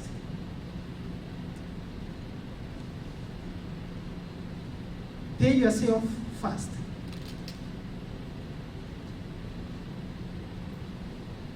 You always pay others for goods and services. But what George Clason was saying, pay yourself first. And what does pay yourself mean? Save money. That's what paying yourself says. Because you spend a lot of money on your bills, bills and bills and bills and bills. And that's how the issue of cycle becomes. It's true you are earning money. But what does that money do for you? Just for payment of bills. Na kazi yako sasa inakuwa ni kuzunguka. You are just rotating, or what we call the vicious circle. But when you put some money aside, you are able to break that pattern. You are able to know that you can become financially secure. If, for example, you lost a job today, and for the next maybe 3 to 6 months, you can start without a job. That is a financially secure person. And very few people achieve that level. I remember I was speaking to my brother in Rome. He was working in Oman, and he was getting paid a good salary. He was earning almost $6,000. He's a professor. And I told him, I'm not happy with the way you spend money. I have no issue, I don't want to control you how you spend money. But make sure you save some money. I even told my sister, can you try to make sure that you save some money? And they ignored me. This May, his contract came to an end. And he came back to Kenya. In July, this July, they came to me borrowing for some money. This is somebody who contract ended in May. Somebody who was earning about $6,000. And for your information, that $6,000, he had a fully paid house. So that money is not taxable. In Oman, the Arab countries, you are paid tax-free money. And I can tell you within less than 2 months, he was borrowing me money. And I was so embarrassed. This is the cycle we are talking about. That's the cycle we are talking about. You work, earn, and you spend. And that is what we call, he was financially independent. But very soon, he became financially insecure. If he was wise, I would have expected him to last at least 6 months without having to come to borrow. George Clason says, or he recommends, you must save at least 1/10 of what you earn, more if you can afford.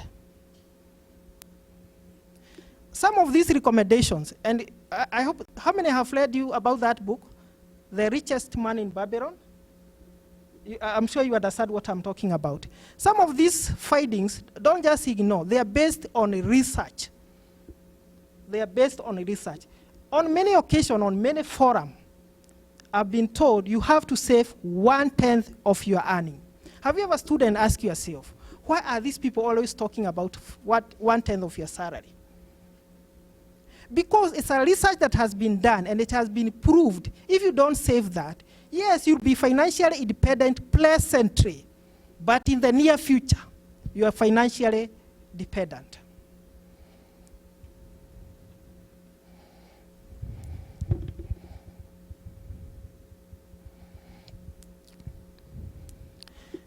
But what is about saving?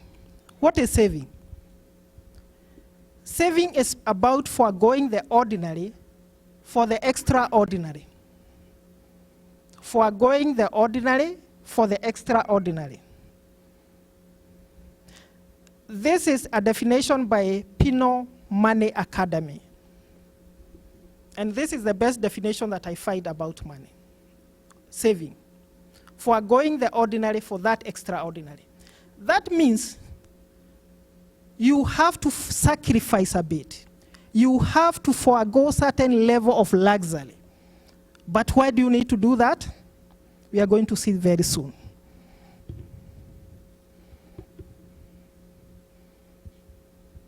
We want to talk about the 3 rules of savings.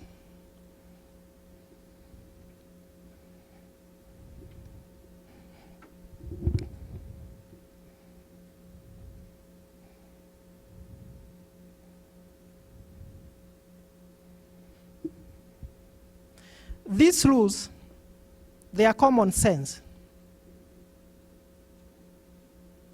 Yeah, I mean common sense. But most of the time, they are forgotten.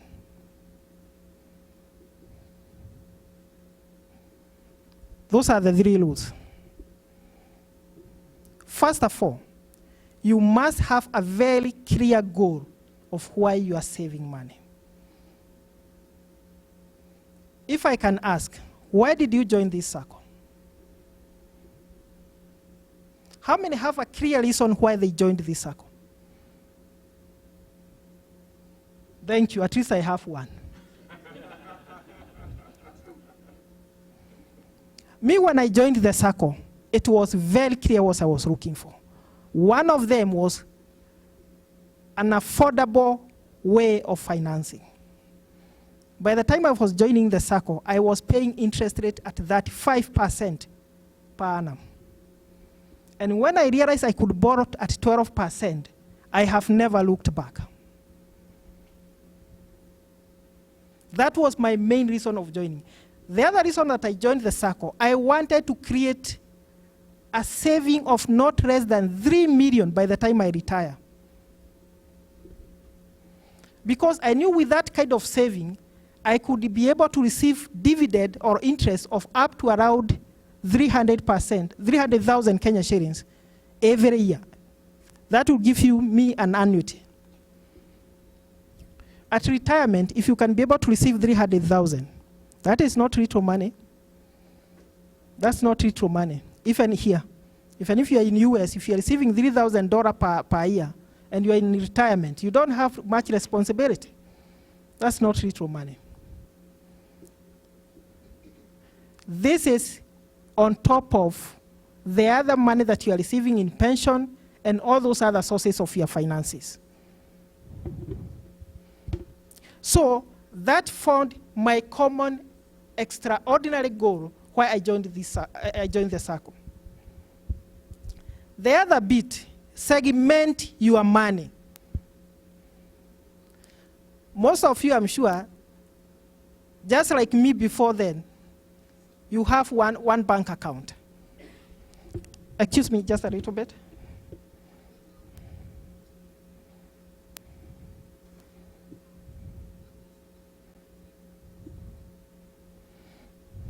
I used to have one bank account. And I'm sure this can apply to anybody here. Why you have one bank, you are thinking you have $10,000. Out of those 10,000, 5,000 they are for saving, 5,000 they are for recurrent expenditure. But have you ever asked yourself, how many have the financial discipline to segment money in their in one saving account. Have you ever asked yourself why Saccos, they say you cannot withdraw your money until 60 days expires? And I have had a lot of challenges with members because they actually have no clue why we insist on 60 days. The 60 days is supposed to discourage you. Simple. This is a saving, it's not an operating account. If you want an operating account, get a checking account. Because when you save money, you should not have access to that money. Because that's what saving is all about. If you have access to that money, the next thing, you'll swipe that money. And that is gone. So that's why you need to have a separate saving account. One of the separate accounts we are talking about here is a Sacco account. Because Sacco account, unless you give us 60 days, we are not going to allow you to get that money. Some members get offended so much. I tell them, okay, you have a choice. You can forego 10% and we refund your money immediately. And that 10% is very punitive because it's supposed to discourage you. Why do you want to take back your savings? Me, since I joined the Sacco, right now almost 10 years back, I have never looked back. And in fact, I have programmed my mind that the first thing that I do when I get my paycheck, my saving immediately leaves automatically. It's not negotiable. It's never in my budget. It's never in my mind. And whatever I have saved in the Sacco, to me, that is a forgotten thing. I don't even think about it. Because I'm building my capacity to borrow cheaply. I'm building my capacity to get interest and dividend. I am building my capacity to have future savings. So I save, forget. That is the essence of having a separate account. Let's have the PowerPoint presentation. We see the third rule.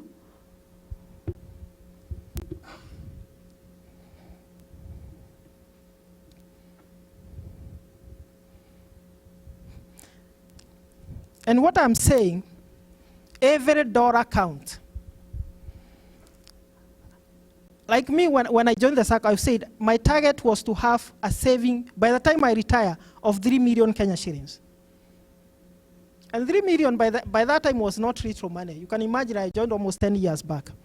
It was not retro money. But I knew if I consistently save money every month, I will achieve there. In fact, right now as I speak, I'm thinking of increasing that target to 5 million. And it's very achievable. How many, especially here in the US, you people, you are very lucky. Because I know you work very hard, but you are people who can be able to make a lump sum figure out of blues. Yeah. Why am I talking? And I'm talking this one from experience by interacting with the members. We have one member, one of our members who joined last year March. As we speak right now, he has savings of 1.1 million. And he told me, Fred, I did not come to US for a holiday. I came to US to work.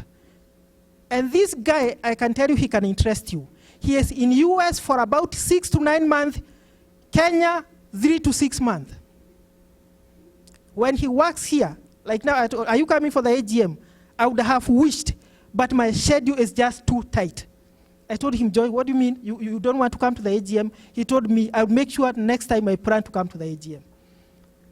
This guy, he has been saving since that March in the ranges of 80 to 100,000 per month, Kenya shillings. And this guy is very serious. Actually, he has serious investment. And I asked him, okay, what are you doing in US? You have all this investment in Kenya. He told me, I'm still making money, but I'm planning to come back to Kenya very soon. So what we are able to establish, and this one I was able to verify with other members. You people, so long as you are willing to work, you have an opportunity to make a lump sum amount of money that you can be able to invest. Anytime you see a lump sum figure in your account, instead of thinking how you can spend that money, put it in your Sacco. And I can tell you to make a difference. So that's what I'm saying. Save small, but very consistently. Anytime you have a lump sum amount, put it in the Sacco.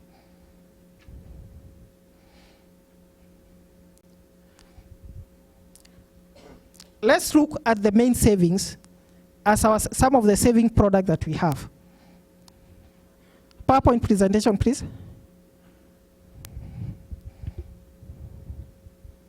And we have two forms of saving. We have a Mavuno account, and we have the main savings. Main savings is what entitles you to a loan. If you don't have money in your main savings, unfortunately, you cannot borrow from the Sacco. But you can start by putting your money in our Mavuno account. Our Mavuno account is a fixed deposit account. You can put money for 3 months, 6 months, or 1 year. Then when the time comes to borrowing, put it or ask us to transfer it to your main savings. And you immediately qualify for a loan.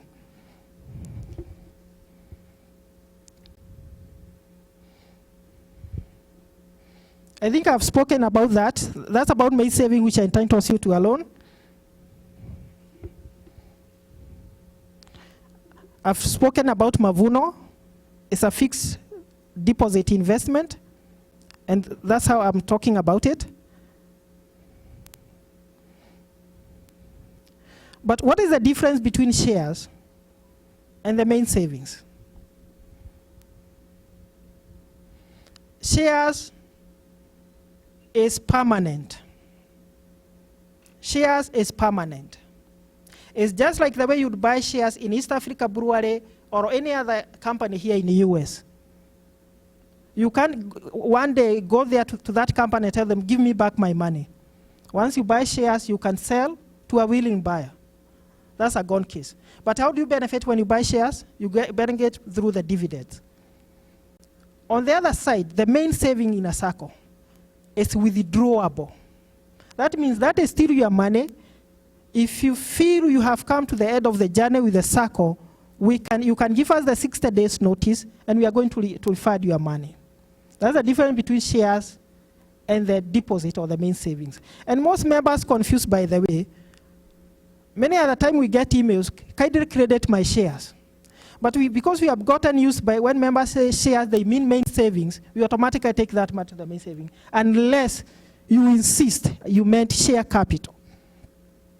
Because we know once the money is in share capital, that's the end of it for it. But you can sell that money or those shares to a willing buyer. It is transferable.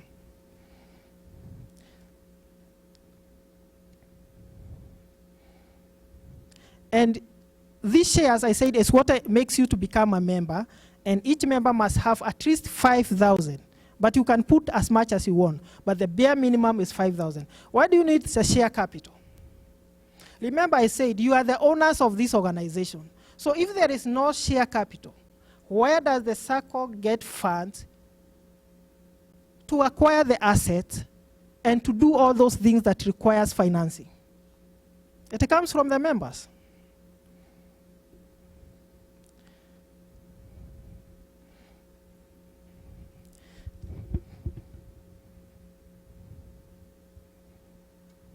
And we are saying, as a member, you are entitled to a loan based on a multiple of your savings. Currently, we are giving 4 times, and this is a temporary incentive. Ordinarily, the Saccos give at 3 times. But because we want to encourage you to borrow, we are giving you 4 times. You have 500,000, you can borrow 2 million. You have $1 million, you can borrow up to 4 million.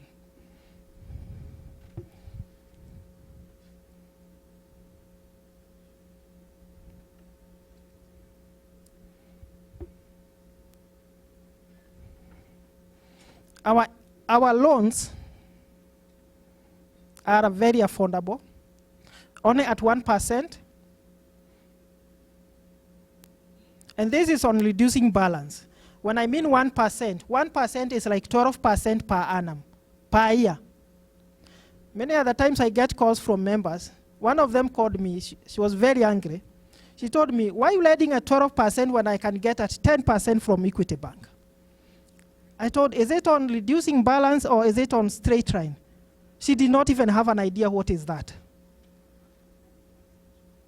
On reducing, that is very affordable. On straight line, if you convert, and you can do this one by Googling, just Google what is the conversion of 10% straight line to reducing. It's 16%. So when someone tells you about 12%, ask them, is it on reducing? Is it on straight line? Do you mean what I mean by straight line? You borrow 1 million. Every month you are going to pay interest of 100,000. 10,000 Kenya shillings as interest, flat until the end of that loan. But if it's on reducing, that interest keeps on coming down as you repay the loan, and that is the difference.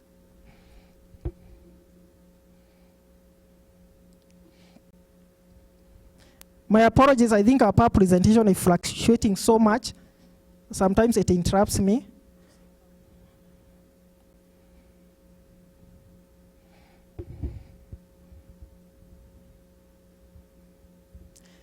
We have four popular loans, and one, that's development loan, premium loan, we have emergency loan, and we have a mega loan. I'm sure right now, most members will only know about the normal loan. But as this Sacco grows, it will become very important to understand about the premium loan, to understand about the mega loan. And I want to briefly talk about each of them.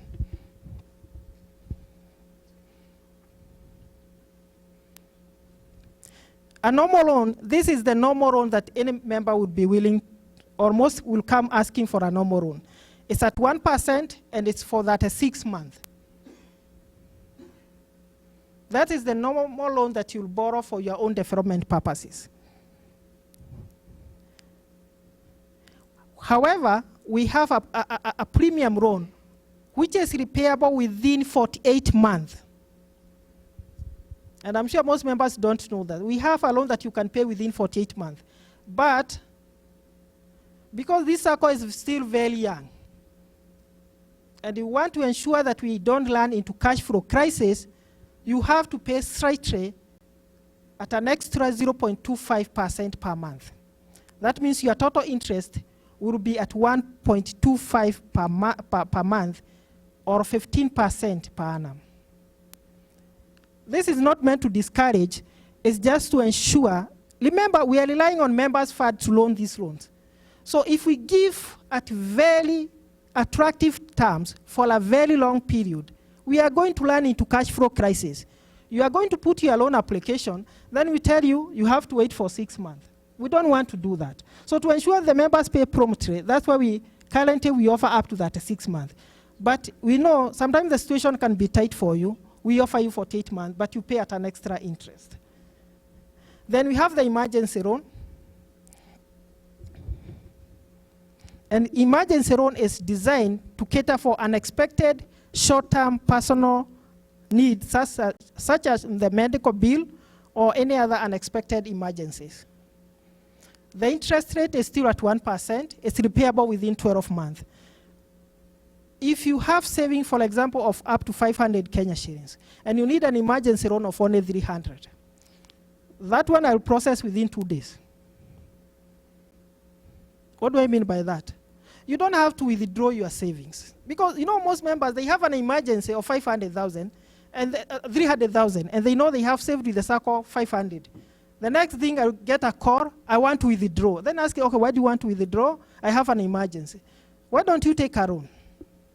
You know, advantage of taking a loan. The advantage of taking a loan is because a loan is an obligation. So it will force you to repay back. But when you get your savings back, you consume that and you are back to square one. That's the difference. Then we have a mega loan. A mega loan, this is for especially those serious members, and I can see some of them here. Those members who have already have 1, 2, 3 loans, and then all of a sudden they bump into another investment and they need some money, and they realize given the amount of installment that they are paying, they cannot take another loan, because you also have to look at your cash flow so that you don't constrain yourself in so many obligations. So what you do, you come and we consolidate your loans. Once we consolidate your loan, you are able to get an additional loan using the same installment. So you're able to consolidate the new loan and the existing loans, and you have one big loan, what we call a mega loan.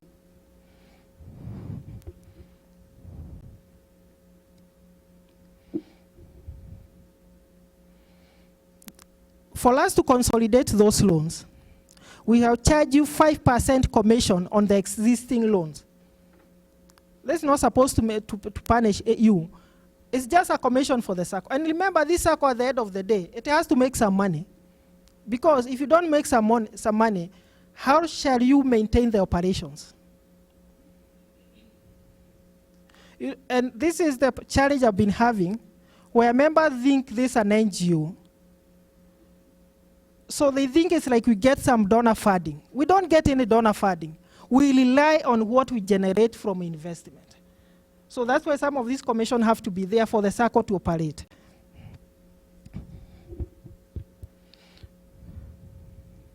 Then once we charge you the commission and we process, for example, in fact, let me give this one by illustration. That's the illustration. Wow.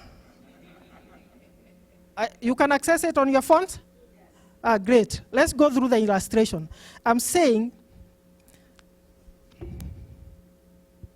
a member initially borrowed 4 million. Then this member has repaid this loan to the level of 2.2 million. The initial repayment was 132,857. That is maybe that is like 2 years back. Then this member realizes he needs like an additional 1.6 million. Then he realizes he cannot afford an additional loan because the repayment of 132 is already constraining. Then he or she comes to the Sacco and he asks us to give him a mega loan. Then what we shall do, we shall process a new loan of 4 million, just like the original amount. Then what we shall do, on this existing loan of 2.2, we shall charge a commission of 5%, which comes to 112,500. Then we shall add the existing loan plus the commission. That one will come to allowed 3.362,500, 3,362,500,000. Then he currently has now borrowed 4 million. It's 4 million minus that's 2.3 million. And this person is able to get some fresh financing of 1.6 million. And this person now can go on with their development.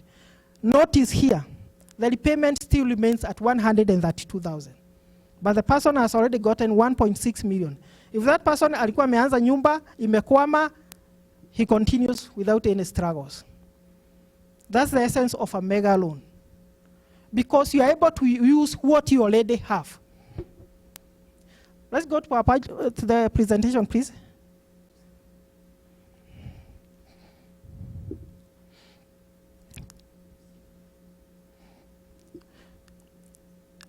I want to look at the loan requirement. And I have segmented this into what I call critical loan requirement and what I call the supporting document. For you to qualify for Sacco loan, you need to have adequate savings. What do you mean by adequate saving? You want a loan of 4 million, you must have with the Sacco account at least 1 million. Don't come to me to borrow 4 million if you already have 100,000. I'll give you 400,000. And you know, unfortunately, me, I don't waste your time. I'm trying to tell you, no, we can, oh, no. I tell you, unfortunately, you don't qualify. I'm very honest and straightforward. So you must have adequate savings. Second, you have to prove regular income. Remember, this is not our money. It's your money, it's somebody else's money. So if we are just dishing out money, this Sacco will just collapse. Because people will just take money, they don't repay. The next thing, the Sacco is crumbling down. So you have to demonstrate to us that you can be able to repay back that money. And we go to the third level. Because your income can also disappear, or there is some uncertainty surrounding your income, we ask you for a collateral. And that is the third key requirement. You have to give a loan collateral.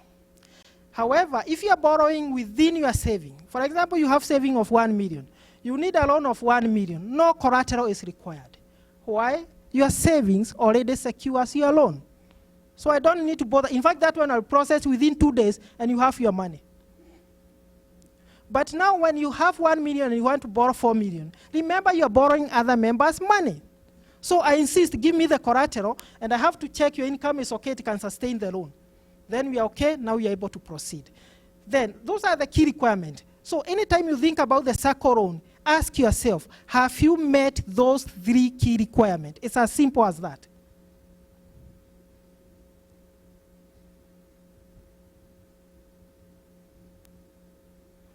Okay, I think then we have what we call the loan supporting document. And this loan supporting document, they are basically meant to authenticate the 3 requirements. When I ask you to fill the loan application, there are some details there that you need to fill that authenticate the first 3 requirements. For example, your identity. I need to verify you are George. That's about identity. That's why we ask you for an ID or a passport. I need to ask, when we ask about the 3-month notarized bank statement and pay tabs, we need to verify your income. So it's verifying on one of the critical requirements that I had earlier highlighted. We are asking about an employment letter. Why? Just to verify further about the income. We are asking about your W-2 form, still to verify about your income. And finally, when you are acquiring a property in Kenya, you need a PIN. So anytime you ask for a loan, we ask you to bring a PIN, because especially if you want to borrow and buy some property, you require a PIN. So at that stage, and also for identification, by the way, PIN is a form of identification. So that's why we ask for that. All those are called supporting documents. Then, especially for collateral-based loan, remember I said if you're borrowing within your savings, the loan can be processed within 2 days. But for collateral-based loans, it can take even up to 2 months. This Sacco tries its best to ensure we process your loan at least within 1 month to 1.5 months. The other day, I got one of our members. He wanted to borrow some loan. And I told him, we are going to try and process your loan within 1.5 months. And he said, that is too much. Then the other day he called me, you know what, I applied for the loan from KCB. I told you, I wish you good luck. 3 months down the line, he told me, you know what, I'm coming to borrow from the Sacco. He had gone nowhere. But why? Let's see the reason why. I want to talk about the loan process. We shall receive your loan application. The first time we receive about your loan application, the next thing I do, I ask you about what is your collateral, and we immediately engage a valuer to do the evaluation. Because you want to borrow 4 million, you have 1 million. 1 million is collateral, comes from your main saving. The 3 million must come from your collateral. Because your collateral plus your main saving, they must give me a value of equivalent to your loan. So immediately I engage a valuer to value your property to establish whether it can cover that loan. That process takes 3 to 5 days. Then we have to do internal loan appraisal. That one I can actually do within a day, but at a maximum I'll do within 3 days. Already we are 1 week since the loan, we received a duly filled loan application. Then we go to the security documentation process. This is where we shall send you an offer letter, and you shall execute the document. And we shall immediately dispatch to you through our lawyers what we call the charge document for you to sign. If you are very fast, because I've seen there are members who are very fast, they're able to do that within 7 days. They receive those documents in email, they print them, they sign them, they notarize them, and immediately dispatch them through a courier to Kenya, and they arrive within 4 to 5 days. If you send using the normal postage, airmail, that one will take about 2 weeks to 3 weeks. But if you want to send through a courier, that one will take between 4 to 5 days. Already we are at 15 days. Remember, we are just trying to do the documentation now. Then the lawyer will immediately execute those documents and lodge them with the government. And this is where the dilemma now starts. That document can be registered by the government within 1 day. It can be registered within 2 days. It can go to 2 weeks. It can go to 1 month. It can go to 1.5 months. The Sacco has completely no control on those processes. Remember, we are working with the government of Kenya. Hapa unaenda unaambiwa dio hayuko. He is the only person who can sign that consent. So when you try to put pressure on me, there isn't much I can do. One of the clients I was told, they were using our lawyers, and he felt, why should that document, which is written in the government charter, it should take 7 days. Why should it take more than a month? And he fried all the way to Kenya. It was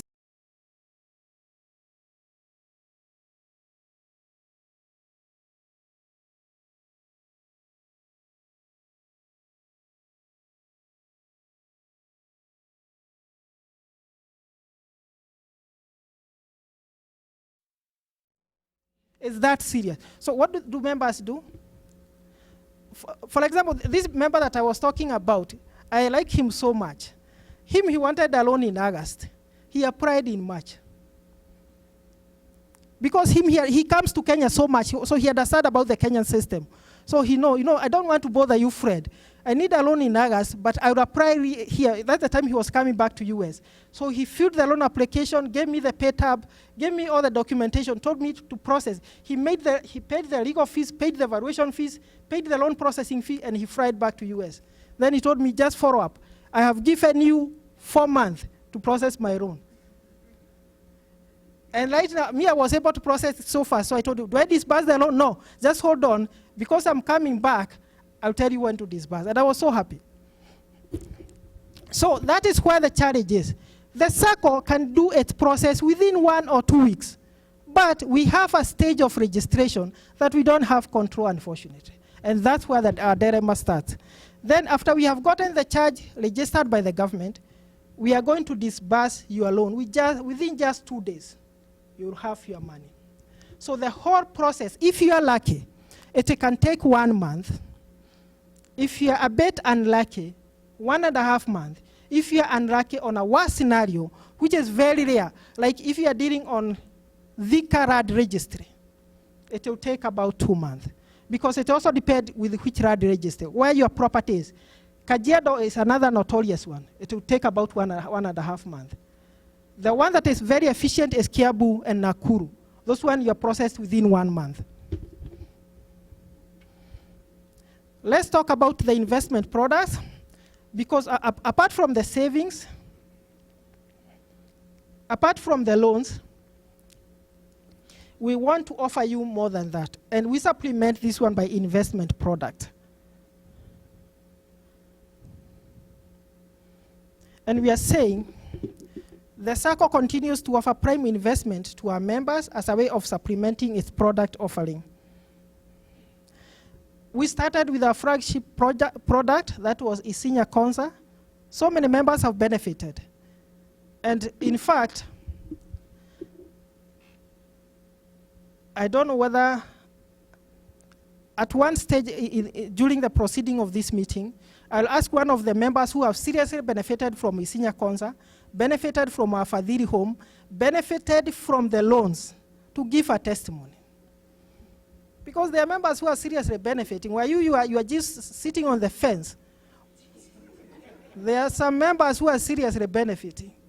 Because, me I say, you are either in it or you are not in it. Don't sit on the fence. If you don't believe about this Sacco, the best thing, don't waste your time. Move to another vehicle. You are in this Sacco, believe in it and benefit by investing. So, we offer Fadhili homes, and we have a special offer today. That's very exciting. Just for one day, 4.2 million for a 3-bedroom. You have to book your unit today. If you don't book today, the price will be 4.5 million. We are giving you a discount of 300,000. So if you know you are fled, other members who want to buy today, we have a very special offer. And we have another special offer of that 4.5 million, which will be offered for 3 months. After that, the price will revert to 4.9 million for a 3-bedroom. We have other plots that we shall be offering with our partner, together with our partners, and our main partner is Premier Uti, who will be here and he'll shed light on some of this investment. We have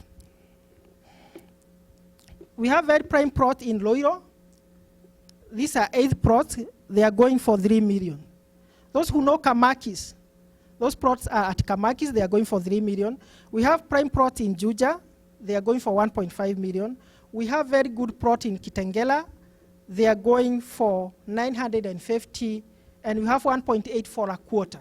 You can take advantage about all. And all these are other, we have more than that. They will be available by our partners.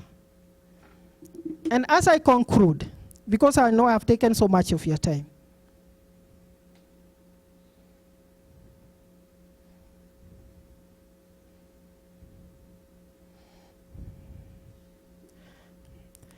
this is what I'm saying. The Sacco offers much more than financial services. They provide the members the chance to own their financial institution. And they also help them create a saving culture necessary to achieve financial security and financial freedom.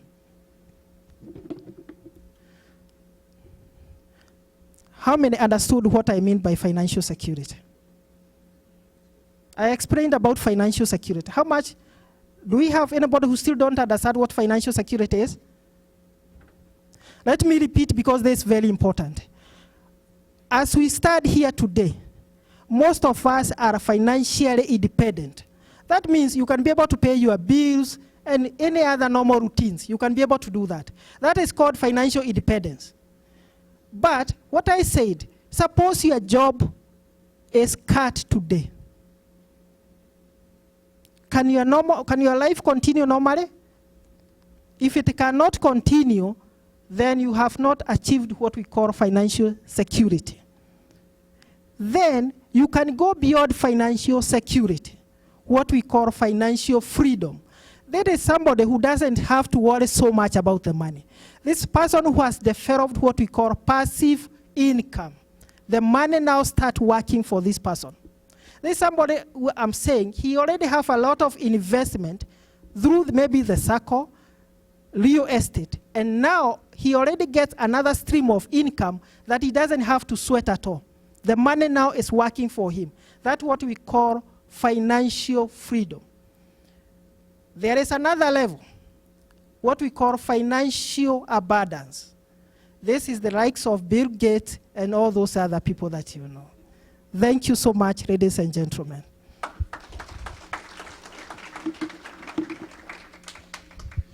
Njuki, don't go too far, because I think it's only fair, after Njuki has been here with his presentation, that we give him an opportunity to answer some questions. And Njuki, we're going to start with an online question. And as we do that, let's get the other mic ready, because I know we have questions. We need your question to be very clear. We have a lot of people online who are part of this. So Bwana Njuki, come up and take this first question that I have here. It's an online question. Can one borrow against their share capital, and how much?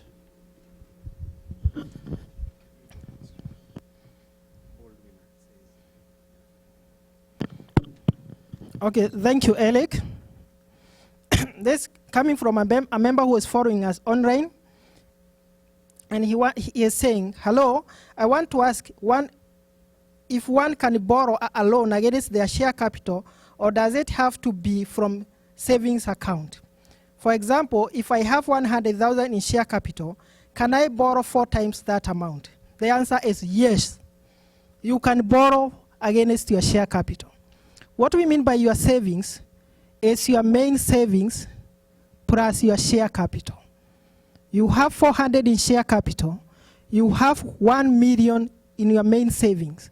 Your total savings is 1.6. Your loan will be 1.6 times 4. Yes, you can borrow against your share capital. That is what shares is what we mean by share capital. The question was, how can you borrow against that? Can you walk the process?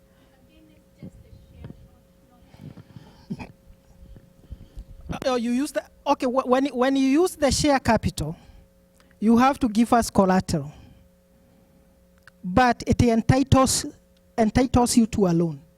You have 100,000 in share capital, you can borrow 400,000. But now, unlike the main savings, which I don't need any collateral, that one you have to give me collateral. And the reason is very simple. Remember, I said share capital is not refundable. So that money ceased to be your direct money. But you can transfer it to a willing buyer. But it still entitles you to a loan. Yes? Hi, yes, Agnes?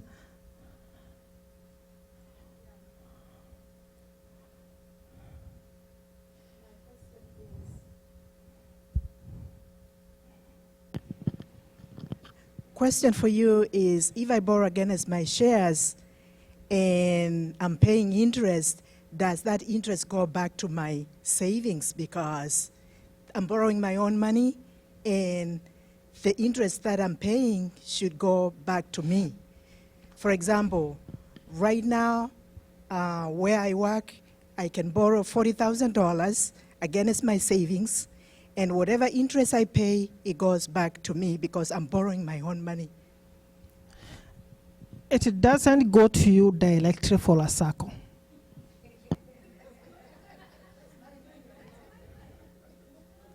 It doesn't go to you directly for a Sacco.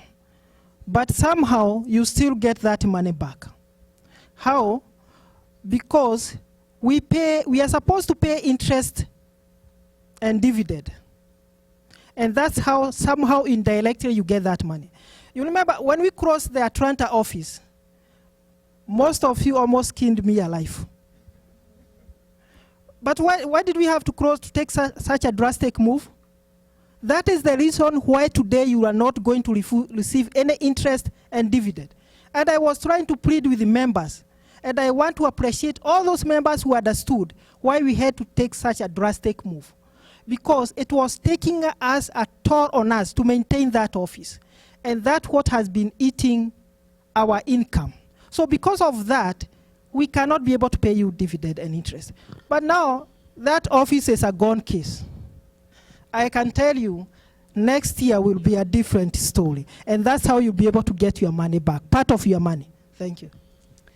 If I can add to that, and I think the GM gave the differences between a Sacco, a bank, and maybe what you're referencing is a 401k. So those are different financial instruments that you can be able to use, and so this gives you another option. Okay, thank you. Okay, we'll take 2 more questions, and again, we'll use the parking lot, because we need to move on. Thank you, Fred, for the education. I think we need that education. Can you educate me a bit? If I look at my account, and I hope everybody maybe see the same thing, you see a kind of 3 figures. You see a figure above there, I don't know whether it's shares, you see another figure in the middle, and you see the total. Can you break down one of those three figures? Because it has never been clear to me. I think what John is referring to is what, for those who have visited the online platform, the system categorizes or basically tries to analyze your savings. It will show you what you have saved currently, your total saving. And then it will show you like what you have been saving regularly or something like that. There are 3 levels. I don't exactly remember them here, but those are just analysis. Focus on the total savings. I think, John, I had clarified to you on that note. If you still have query, I can clarify. Right now, I don't have the reference, but if I had the reference, I can be able to clarify. But that is just an analysis. You see, like the way, for example, your total saving could be 800, but the system analyzes your average saving per month is maybe 10,000 Kenya shillings. Our system tries to analyze that. Then it will show, since you started saving, for example, if you withdraw some money in the middle, it will still show your level of saving would have been achieved this, but because you withdraw some of the amount, then it will change. So it tries to show you like 2 totals. But actually we want to eliminate that because it's a bit confusing and we don't want to have it. Thank you. One last question. I saw a hand up this way. Please come to the mic. And if you have a question, I'll be distributing some papers and then we'll have them on the parking lot. Okay, so just a simple question. You indicated that you can move your funds from Mavuno to the savings if you want to borrow alone. Are there circumstances that you can transfer funds from the savings to Mavuno if you wish to do that? Yes, that is allowed. Oh, my name is Patrick. Sorry? His name is Patrick. Okay, thank you, Patrick. It's possible to transfer your money from the main savings to Mavuno, but we only allow up to the maximum of 70%. If you have 1 million, you can transfer up to 700,000. And you can take advantage of that. You can still transfer this money back to the main saving when you want to borrow, and you can wait until the maturity, and when the money matures, you can either take 100% or you can be asked to be paid part of that money. If it's an emergency and you want to break the cycle of your fixed deposit, in that case Mavuno, you'll have to forfeit the interest earned so far.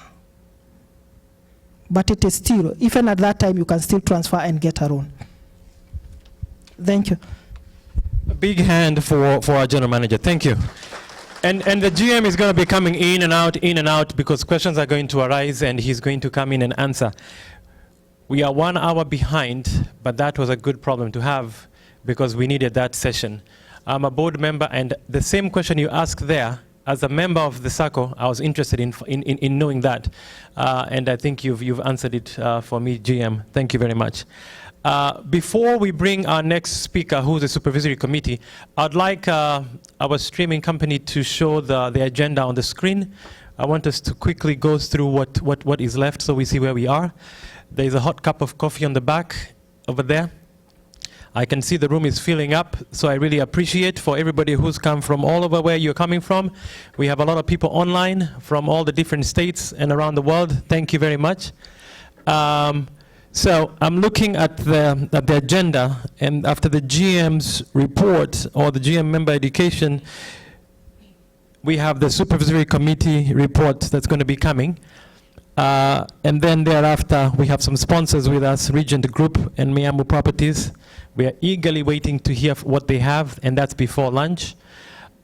We promise we have a very good lunch that's served, and I think they're going to be coming in at 1:30. And then after that, some of you are asking, who are these people who are speaking in front of us? It's the first time we are seeing them. We are going to be introduced to the board and the Supervisory Committee. They're going to tell you who they are in very brief terms, what they do for the Sacco, and what they do with themselves as well.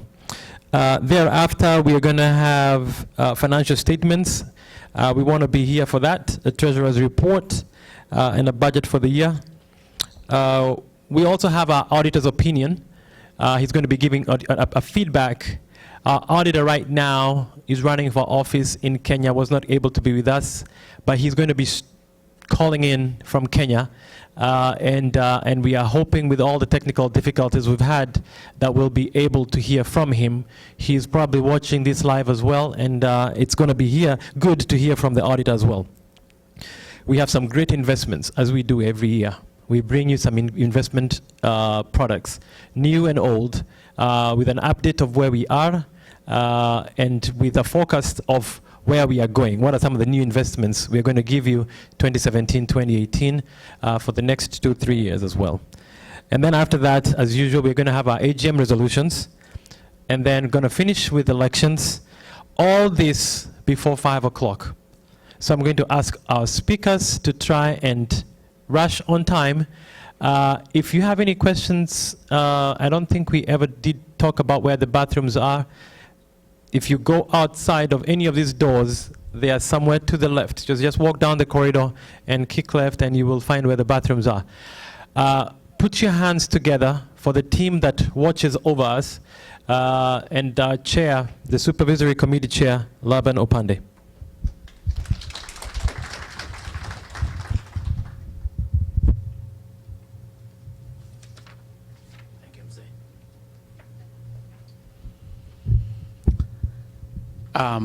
Thank you very much, Brother Eric, and all the presenters who have presented so far. I want to, first of all, welcome all of you, especially those who have come from out of town. Myself and my co-member here, Geoffrey, live here in Texas, so this is our home. So we welcome you if you came from out of town. And we hope that during your stay, you are experiencing the true Southern hospitality. So first, give yourselves a hand of applaud for making it all the way to Texas. And as you all know, Texas, we do it big because we are a big state. No offense to the small states from the north.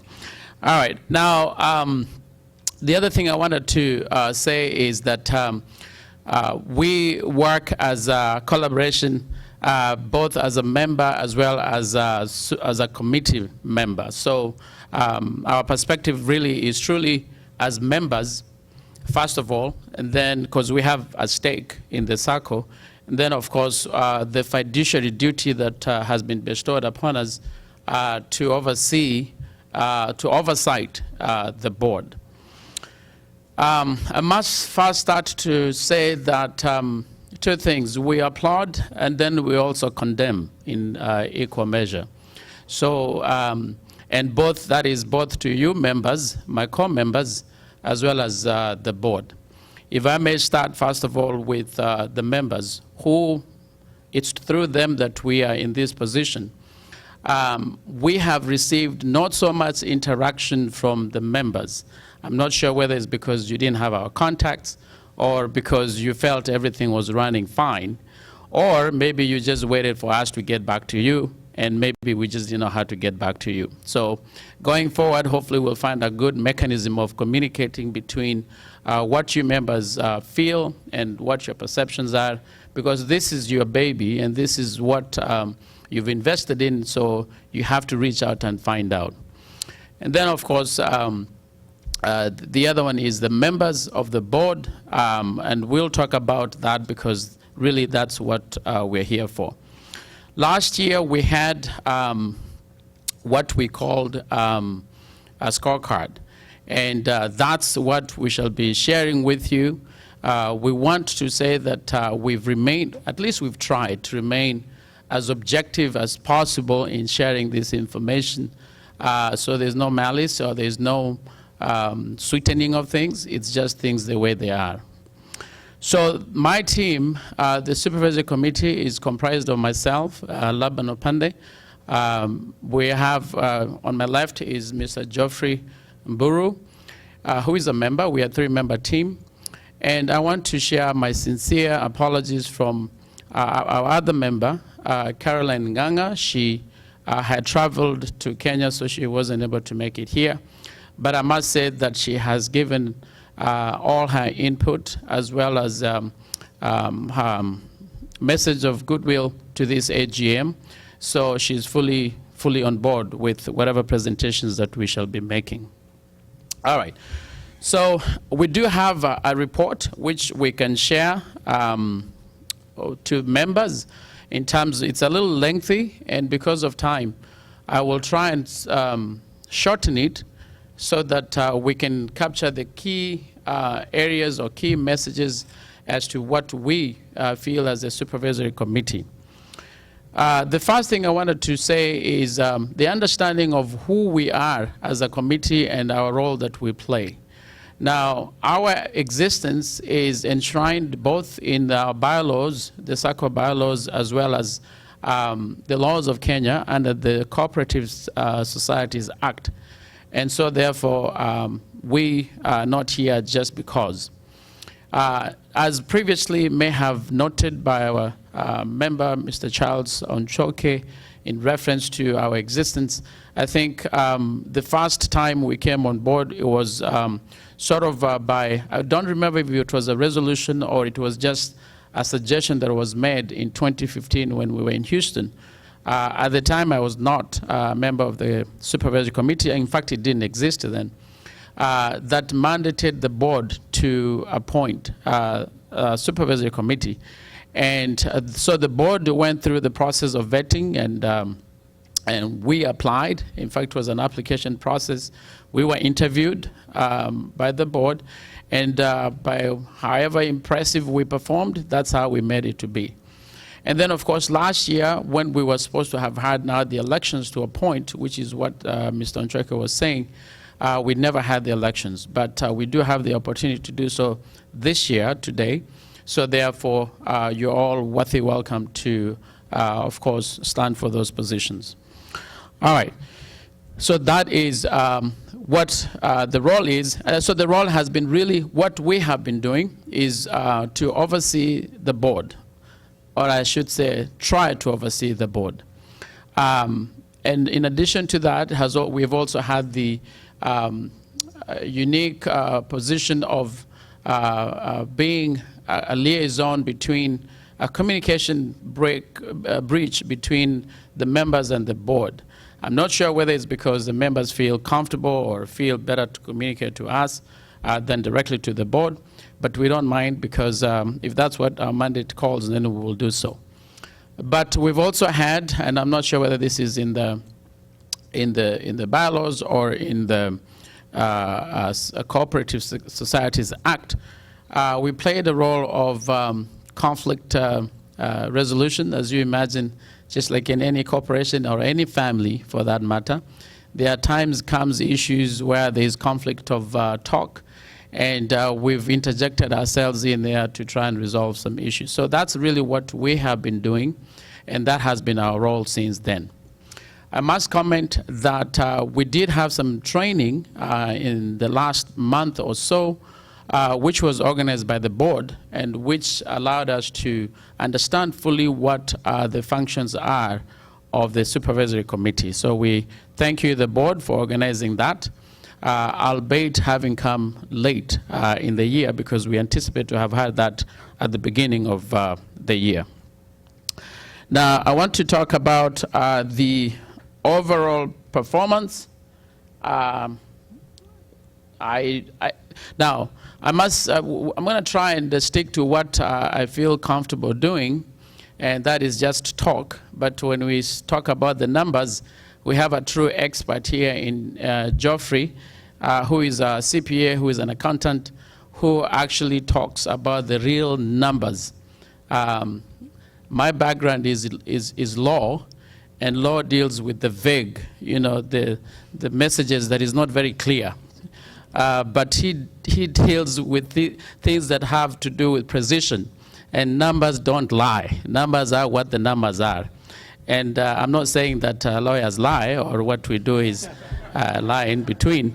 I'm just saying that we deal with the things that are not very clear. So please allow me to share with George when it comes to what he has to present. So we've tried to divide among the topics of presentation, and I don't remember if we were to, was that to do this one? Okay, so please help me welcome Geoffrey, to give the overall performance of the Sacco in the last 1 year. Good morning, good morning. Thanks, Larry. I'm calling you Larry because you just butchered my name. Call me George. Thanks, Laban. So I won't go into all the micro details of the financials, but I just want to kind of capture the highlights. And again, it's an honor to be part of the Supervisory Committee. And as we get to understand what our role is and kind of how we execute this governance to keep everybody honest and to safeguard the interest of you as members, we have put in place, even from a reporting standpoint, a template that we can be reporting to you, so in a way that is consistent from year to year. So with that, 2016 marked as a turning point for the Sacco. As you know, we've incurred deficits from the day of founding. Those are some of the discussions that the chairman alluded to. But the board had to make a very strong decision, and the staff, to close the Atlanta office. Sometimes you have to make those tough calls to make everything work. Numbers don't lie, and the good thing about numbers, you can see what's driving your costs.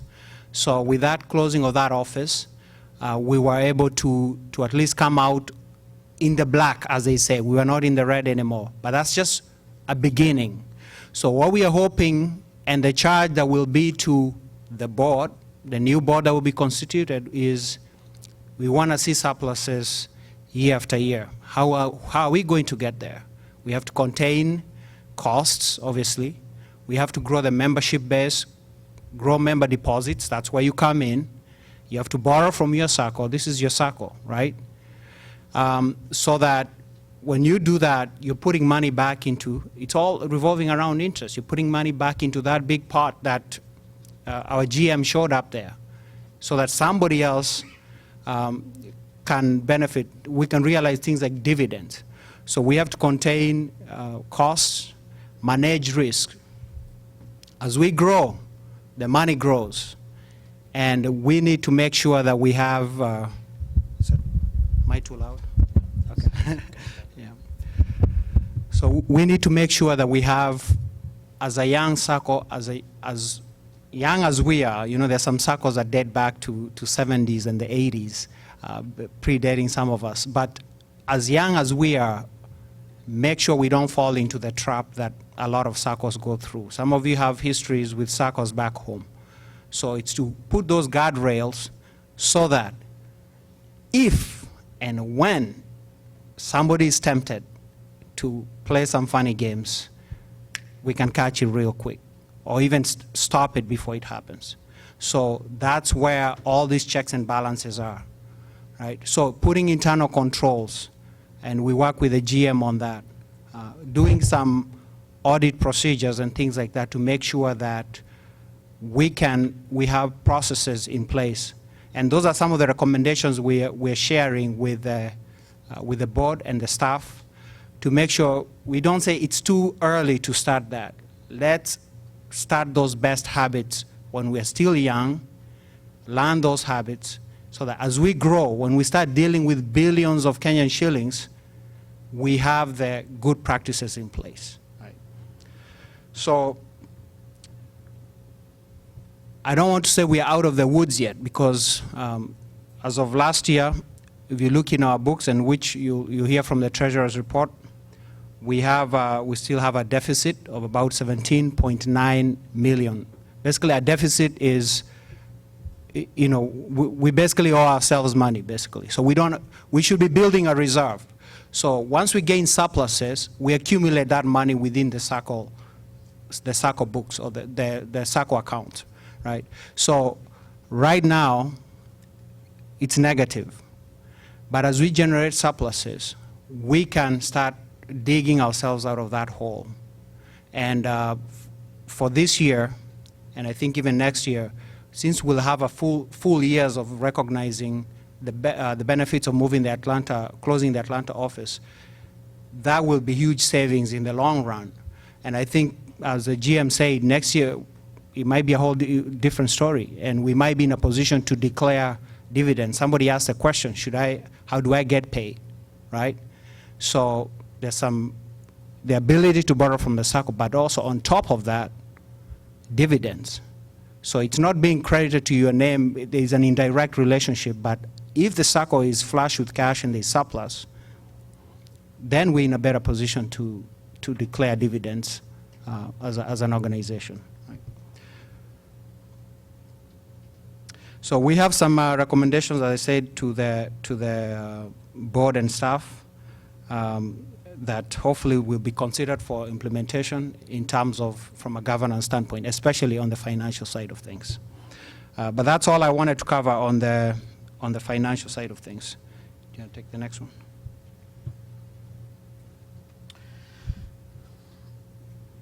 All right, so thank you, Geoffrey. And so now in terms of innovation and opportunities that we anticipate. Now, we have to keep in mind that the board provides the vision of where we are headed to. And of course, as members, we also can chip in and provide ideas on how to grow because you're part of the process. We believe that this Sacco is very well placed because of the fact that we are diasporian, and I believe we have the resources that can really drive and take us places.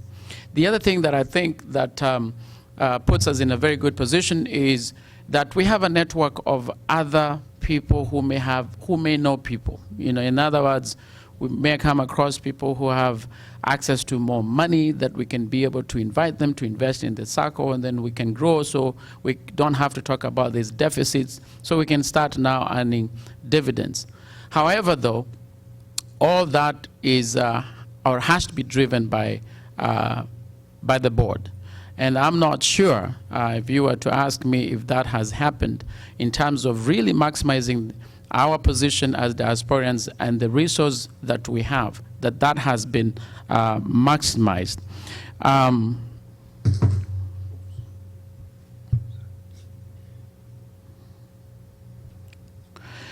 Now, like I said, I think one of those that has curtailed or that has made us not be able to be innovative and exploit those opportunities is the lack of a strategic plan.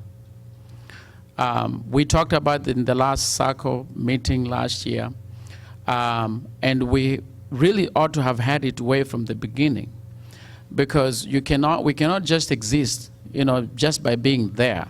We got to be able to have a vision where we're going with clear timelines and benchmarks as to by year so and so, this is where we want to be as a Sacco by year so and so. And I have shared with the board on that note so that they can guide us in creating that vision. Now, we must give a lot of commendation to the board that regardless of all this, that they have managed to stay focused in at least providing members with the services that they need. Now, our GM asked here when he was presenting, asked how many people knew or had exactly a clear thought as to why they were members of the Sacco. And I know he mentioned there was only one. So I don't know if even us as members, whether we are just here, we're just existing, but we just don't know what we want.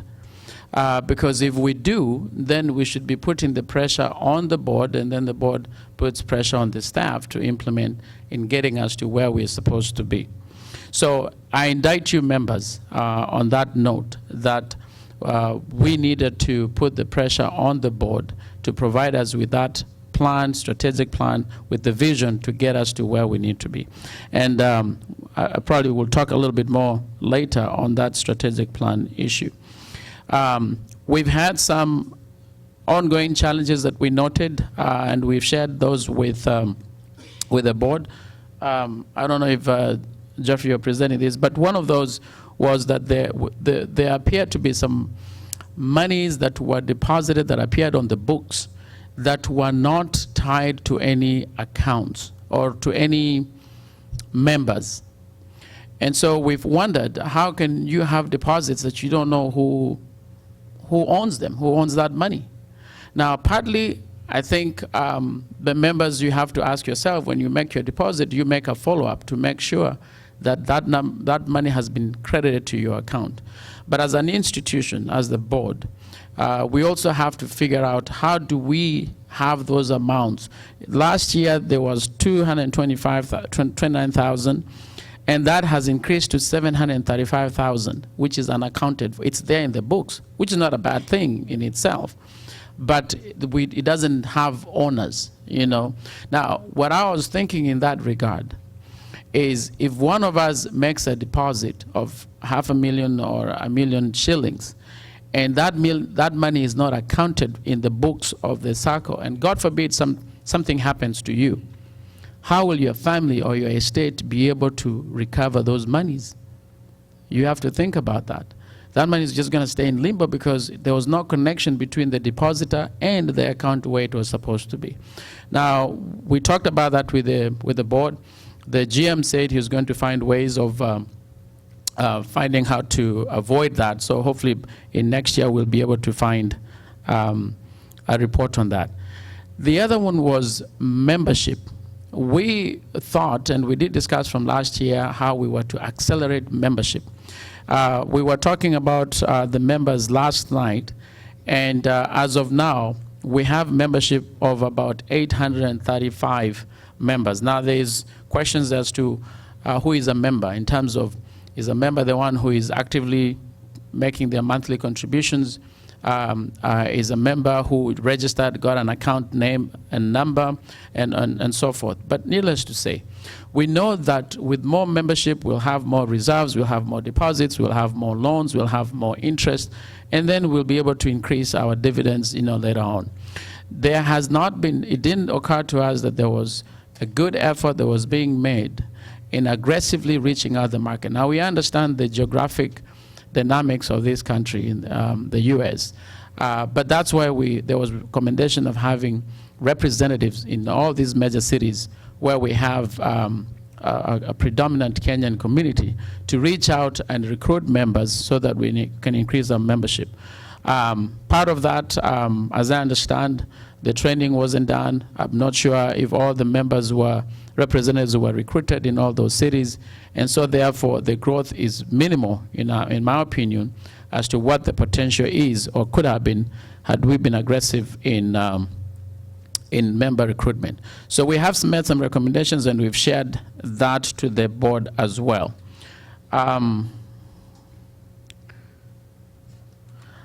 Now, we also want to talk about service to members. I'll allow Geoffrey to talk about some of the things that we've thought that the members need to receive as service, both from the board as well as from the staff office in Nairobi. Okay, so with the transition of the office to Nairobi, Kenya, we know that most of us are in US time zones. So we asked the board and the staff to consider kind of flexing the times to allow, to be able to be reached by us when, during our daytimes or night times. Some of you are doing double shifts, triple shifts. So, but still, majority of the people work during the day hours in the US, which is night in Kenya. So trying to accommodate those hours. If it's a switchboard that has a staff scheduled in a way that you are able to reach somebody, since we don't have an Atlanta presence anymore. And then also have the staff to commit to some prompt response times, kind of service standards, so to speak. How quickly do you hear back? The expectation, so that the process. For instance, for the loan, it's good for the GM that he explained that process and all the different offices or people involved in the process, so that when you're told it's 1 month, you're not in shock thinking that it should be a 24-hour turnaround. you understand what that entails. But also from a service delivery standpoint, it's good for the Sacco to be upfront with, for a loan, it's this amount of time. This type of loan takes X amount of days or X amount of weeks. Also challenge the board to look into maybe an online help desk system that allows members to log in their queries on the website, and those are received as tickets or inquiries and managed as such, so that there's a good tracking mechanism as to, instead of some of you have been in cases where you're trying to chase down an email and just trying to retrieve an email from 5,000 emails, it just becomes a hassle. So kind of move away from email and have a dedicated system that can help manage the requests that members are sending in. And these are all recommendations we're making. So the board and staff, they have to look into it. Some of them might be viable, some might not be, but at least it's a starting point to start exploring ways we can serve our members better. Okay. And then also we can look at our staffing. Do we need more staff members to service do we need more staff to service our members effectively? One of the things that the GM talked about is hiring an accountant. And that might enable us to be able to even get just more prompt financial pictures, or at least kind of a snippet view of where are we headed. Right now, today we are reviewing 2016 financials, December 31st, 2016. We are in July, right, of 2017. So are there things that we can do with the staffing point so that we can be able to give you a picture as to, okay, that was last December. Where are we at now, or how are we tracking, right? And that's one of the things that we also shared with the board to explore. Are there some metrics that we can share with the members so that you know where we are as of today, as close as possible? So June is the closest. Where are we at as far as 2017 is concerned, right? Are we going downward to the river, or are we going up the mountaintop, right? So another thing to consider is for recruitment and marketing, just agency arrangements. So in various cities, we've talked about staff representatives across the different areas so that we can enable that recruitment effort. The website is another one that we recommended to try and revamp that so that it becomes a good hub for you to go and get all the information in terms of real-time information reporting, updating your balances and things like that, so that if we can maybe minimize even the calls, if it's something that is readily available. Most of you, when you get your paycheck, you just go to your bank, from your phone, you just check the online, if it hit your account or not. So there's no reason as a financial institution where we can't have the tools in this day and age to be able to try and post those transactions effectively as quickly as possible. So you don't even have to pick up the phone to call the office to confirm. But also it's on us. Going back to one of the things Laban talked about, the unidentified deposit. When you send through Wave, you get a confirmation statement. You just send that promptly to the Sacco office so that they can credit it. Because you have to think about it, Wave is like a clearinghouse and they're receiving all these transactions. So when it hits the Sacco's books, it doesn't have your name tagged to it, right? So the Sacco the only way for the Sacco to reconcile or tie that money to you is for you sending the email and saying, I'm XYZ and I send X amount of money to the Sacco. So it's important for you to also send that confirmation. Even as we explore ways for the Sacco as an institution, relationship-wise with Wave or with the cooperative bank, how do we kind of bring that in? Is there some kind of reporting that we can build in?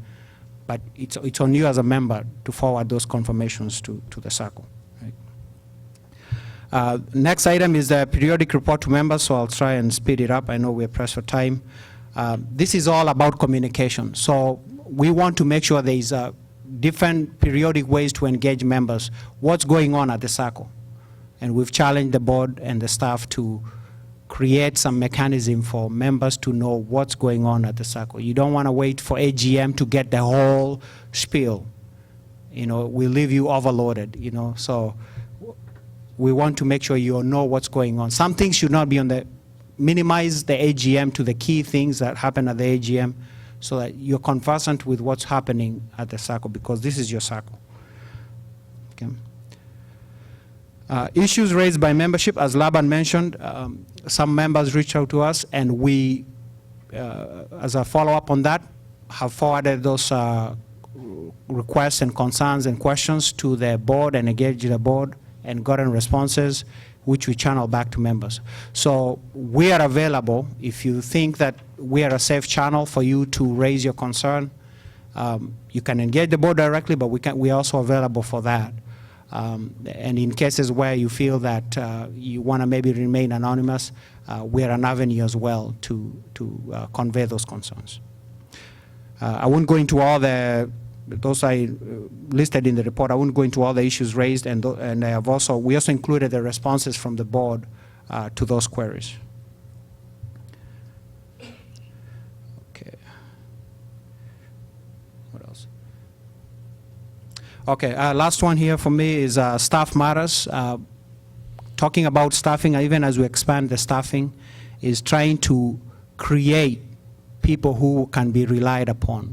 That's the challenge when you're dealing with money, having that trust. So how do we retain the people that how do we retain the people that you hire so that they are not just, it's a stepping stone and then they move on to something else? Because part of them moving on could be, you know, a fraud case where they steal some money and they take off. So how do we create that loyalty? So part of it is challenging the board and the staff to come, and the GM, come up with some incentives to be able to retain the good people so that they can see this in a long-term basis. And then we can maintain consistent, good service to our members.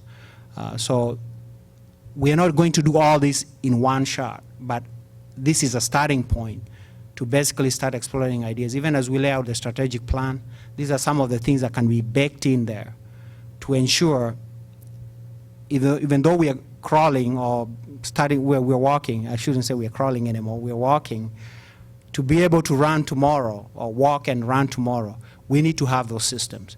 If we can't manage it now, it's very difficult. If we can't manage it when we are dealing with millions of Kenyan shillings, it's very difficult to manage it when you're dealing with billions. And we're trying to grow big. We are not trying to be a Sacco. We could be a significant financial institution, and with a presence here in the U.S. as well. So I'll let Laban segue into the reports and the plans and actually the rest of the report and call it that. Thank you, Geoffrey. So you've gotten, you know, what we had in reference to staff, and we've made recommendations as well as communication from members and how we had channeled it to the board. Let me see. All right, so this one is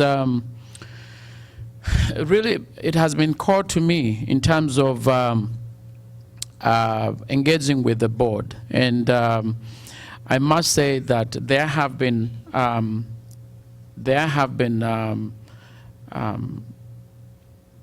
things that have been done, which I felt personally that were not, may have not been thought through very well. And maybe the board may be able to explain. One of those is, of course, again, lack of that strategic plan. But two, we noted, and this is really not in the report that we have, but later on, noted that there had been, for example, procedures in procurement. And this is how the board engages, because the board is mandated to go and do things and make things on our behalf. But there has to be a methodology of doing so. In other words, if we are going to engage a vendor, if you're going to engage a builder, whatever the case is, we have to have rules. We have to have, that's just common practice in any, whether it's in private or public sector, on how to engage, how to shortlist, how to narrow down to the best of a vendor. Now that is risk mitigation, because then by then doing so, you have narrowed down, and if all is done in good faith, of course everything is done in good faith, and something goes wrong or doesn't go right, then we really can't kick ourselves in the head, because all that was supposed to be done was done properly. So those are some of the things that I think the board needs to go back and dig deep and come up with plans on how to engage other businesses, other banks, even if it's dealing with other banks. There has to be an accountable procedure of doing so.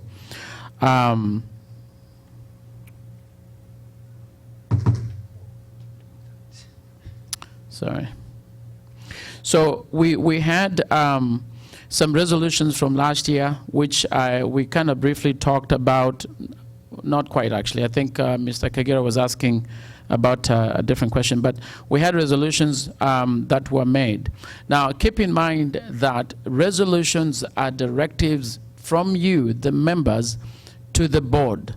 In other words, once a resolution is made, it's not for the board to question why or so, because that's what you as the members decide to do. The only thing that the board has to do is either implement it, or if they cannot, then it's to say why they could not implement those resolutions. So from last year's resolution, I think every one of them was done. One resolution to expand the panel of auditors was done. Resolution to expand the panel of law firms was done. Resolution to approve Sacco borrowing was done. Resolution to confirm new board members who were co-opted was done. Resolution to appoint Sacco representative across the U.S. That is in progress, and that's kind of what we are talking about, increasing membership, that we needed to do an aggressive approach to reach out. So I think the board can explain, to what extent and what has been done, how many and all. We don't have the details on that. Resolution to appoint buy-in detainee, that was approved, and then resolution to allow sitting allowances of the board was approved. The resolution to open a dollar account has been explained, was not implemented because of technical hitches. Then concerns that were raised, I think this is what, did we talk about this? I think we talked about that. Much of this has been done. This is, I think, what Mr. Kagera was talking about. In terms of governance, I did hear the chairman make commendations as to, for example, going forward in terms of the delegate system of representation. I think it goes hand in hand with the aggressive marketing and getting membership from those other cities. Now, I didn't understand exactly how that would work. I hope that they can do it. It does kind of make some sense because of how diverse we are in terms of geographic location. I do know, or at least I did hear it during the presidential elections, there were some delegates who had some kind of super delegates and whatnot, and who could vote and who could not vote. I'm assuming that that's an option to go about it, and that would also dispel some fears that, sometimes you can have members who show up at the AGM, but they really are not the active members, and they're not really the one who have a lot of, vested interest already. And since this is a Sacco and it's one man, one vote, then it can lead the organization being led in a certain way. And of course, we don't want that as members. We want the best of the best in terms of leadership. So in conclusion of our report, if I was to be asked as to how the membership fared in terms of engaging or being involved. On a scale of 1 to 10, I would say the members probably made a 5. So you really did not come out and engage so that we know exactly how things are going on your end. In terms of the board, how they performed in a scale of 1 to 10, 10 being the best and 1 being the least, I think I probably will give them a 4. And that's because there are things that they have done, and under some very tough circumstances, many of them sacrificing their time from their families and their jobs. But at the same time, there are some things that I think that if they were thought through a little bit more and more effort done. Now, what we have to keep in mind is, if you are elected and you're assigned a task to do, then you have a fiduciary duty to perform that. Now, from there on, it's not a favor that you're doing. It is a duty that you have to do. You have an obligation to do whatever it is that you've been tasked to do. And if you don't do it, then that is a dereliction of your duty. You've absconded your job. And so, despite all the circumstances, I think they tried the best they can. There are other things that came into play. Moving the office to Nairobi could slow things down, but I think there is great room to improve. That is my very fair and honest assessment. We want to thank you as a board for allowing us to serve you this year. We hope to continue working with you if we come back again. We are having elections today. And also want to thank the board for that they have done. We've been candid with them, throughout the year. We just hope that going forward, if myself and my team come back, there'll be more engagement, there'll be more openness to engaging with them and produce more in 2018. We want to thank you all for being here and being patient to listen to all that we had to say. On behalf of myself, my name is Laban Opande, and my other member is Geoffrey Mburu, and the other member who is here with apologies, Caroline Nganga. We want to thank you and wish you well throughout the day. Thank you. I don't know if there are any questions. We have time for questions. Okay. I want to thank this team of Supervisory Committee. Big hand, Laban and Geoffrey. Another hand of applause. I will be honest. If there was a team to supervise the board and to report to the members, it would be this team, led by a lawyer and a CPA, and Carol, who's in Kenya, based in Atlanta. And they've just barely gotten to know their roles, and to be able to also report to the membership, to be able to check the role of the board. And in 2 very short years, probably 1.5, they have done a phenomenal job. This is a team that I have a lot of confidence in, and they come from Houston, both of them, and I'm glad we got a 4. You know what that means? That's 40%. Most of you have children. Most of you went to school. You as members got 50%, and that's on the fence. And I'm thinking that was more Laban with his legalese wanting to sit on the fence, not in wanting to mess with the members and not wanting to go either side. But look at the grade they gave the board, a 4. And we'll take that 100%. We'll take all the responsibility. And thank you, Laban. Oh, thank you. Thank you. If there's any questions, we want you guys to keep them, and you can have a seat. Okay. If you have any questions, put them on the side. We'll put them on the parking lot. We have also gone on the other side on time. If this was a soccer game, I'm a soccer coach, we would be down 4-1. We had issues with technical issues. We are not doing very well on time, and but we are coming back. And I think the second half, our goal is to try and make up for the lost time and make up for all the technical difficulties we had. At this point, before I bring Regent, and this is very deliberate, before anybody leaves, is to do my thanks right here in the middle. Because sometimes when you do them very early, a lot of you are not here. If we do them too late, a lot of you have left.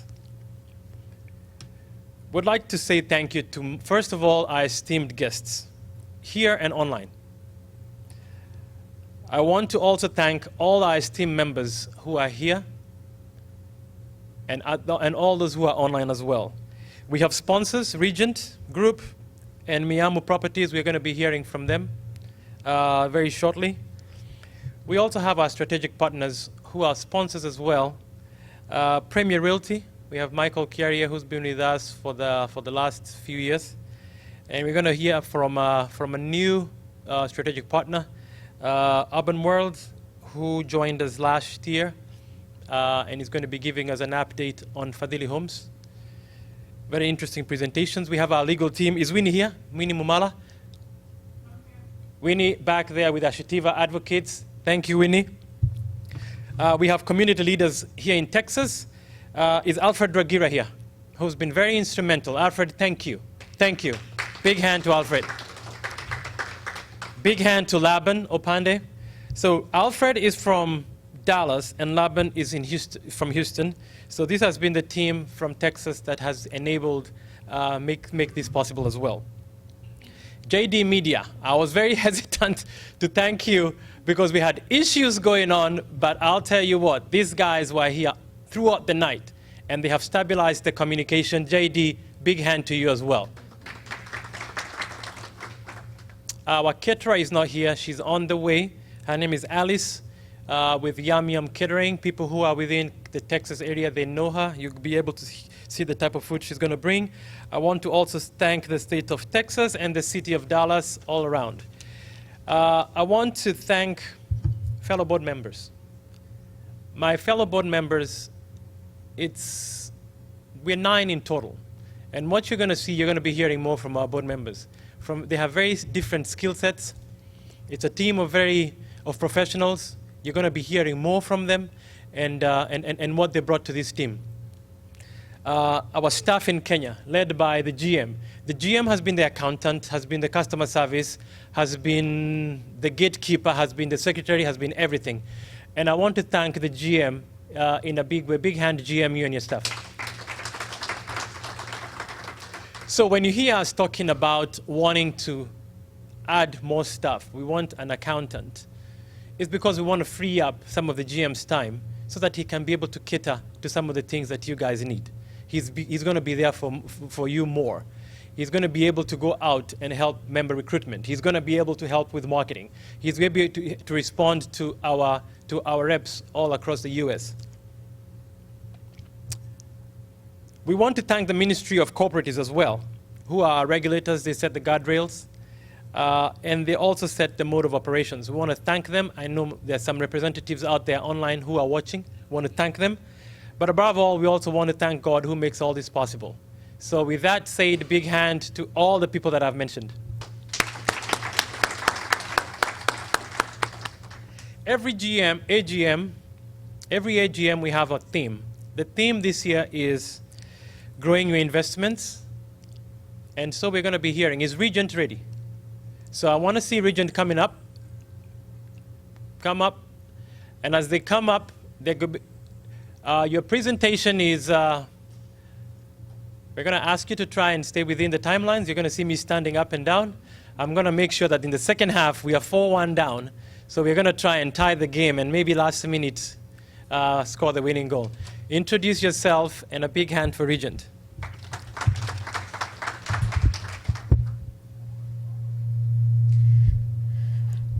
Thank you very much. Good afternoon, everyone. My name is Lucy Kamau, representing Regent Group. And just as I wait, the presentation is up. But first of all, an introduction of myself. Like I said, my names are Lucy Kamau. I have been working in real estate in Kenya for the last decade. That's just under 10 years. My journey started with a degree in... That's very low. Yeah. Considering I'm short. Degree in land economics from the University of Nairobi, and thereafter I have been practicing in the market in various spaces, from valuation of property, property management, and property agency. And I also do some training on real estate. I have a YouTube channel that you can check out. It's called Kenya's Real Estate, and a Facebook page by the same name. So in case you'd like us to connect further and hear some of the information that I have on there, you can just go on and check it out. YouTube, Kenya's Real Estate. Introducing Regent.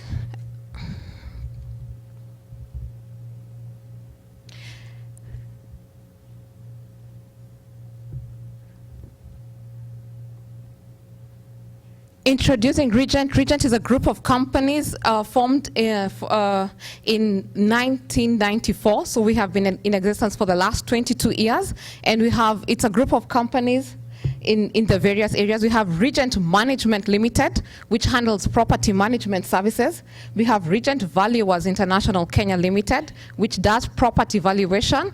And in cases where we are handling valuation for companies for accounting purpose, we also do the valuation for plant, machinery, equipment, and at times we also handle valuation for biological assets.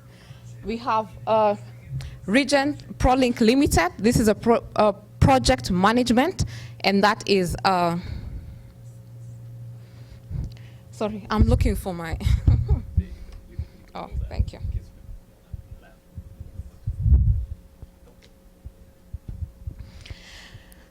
Regent ProLink Limited, handling construction project management. That is all project management to do with development of property, renovations, and repairs. We have Regent Estates Limited, which then handles the estate agency, the buying and selling of property. We have a branch network. The head office is situated in Upper Hill, Nairobi, and we have offices in Mombasa, Nakuru, Eldoret, and we have Kampala, Uganda as well. We are a total of approximately 150 employees. So on our services, first is estate agency. This involves the buying and selling of property.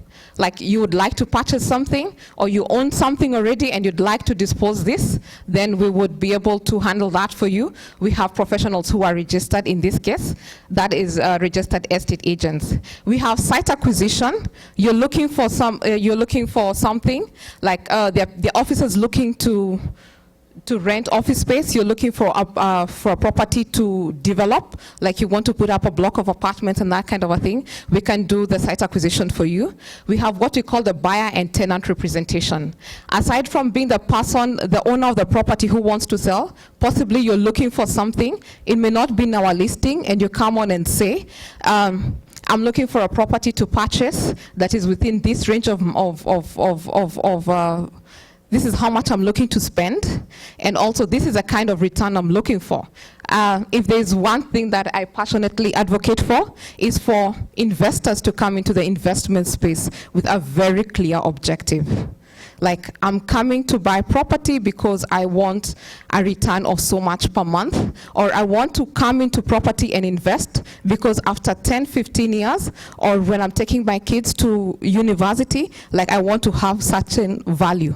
Then you're able to come, we have a discussion about your investment objectives and how much you're willing to put into that investment, and then we go out into the market and look for something that will be able to meet your investment objectives, rather than just buying something because this is what everyone is doing, and the person who is telling you let's go do this has a different investment objective from yours, and then at the time for disposal, or when you need your money, say you need your money in 10 years, then they need their money in 20 years, your investments are at different levels, and you end up being very frustrated. So if there's something I preach as a professional, be very clear about your investment objective before you come in to invest. And in any case, like I've had the Sacco members also saying, some of us are in a Sacco, not very clear about what we are doing in here, but it's good to be very clear when you come into investment space.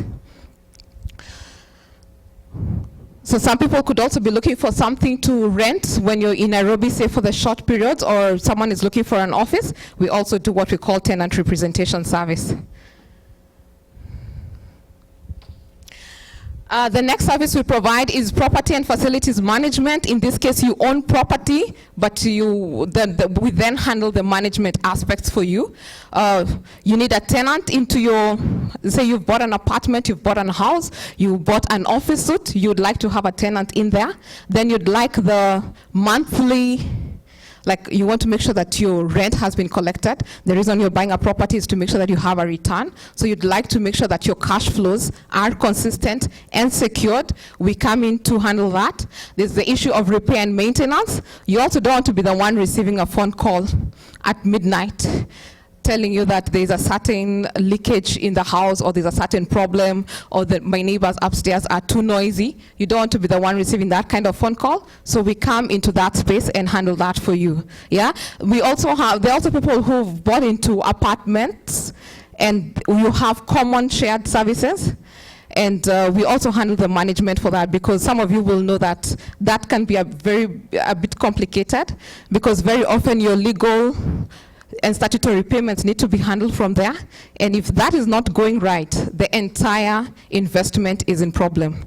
What I'm saying is that you own an apartment and maybe the common area managers have not been taking care of your payments to the central government or the local authority. That could land you in quite a bit of problem. If you're in one of those, you can refer them to us. Valuation services. You need a valuation if you're going to borrow from the Sacco and your property is your collateral. They will need to know what the value of the property is before they can lend against that. That is what we call for mortgage or lending purpose. Sale and purchase. You want to buy something, and this especially affects not projects, because a project you have so many units at the same value, but you're trying to buy a unit, it's standalone, you have no clue whether the purchase price has any correlation with the market. Yeah, so we come in there and advise.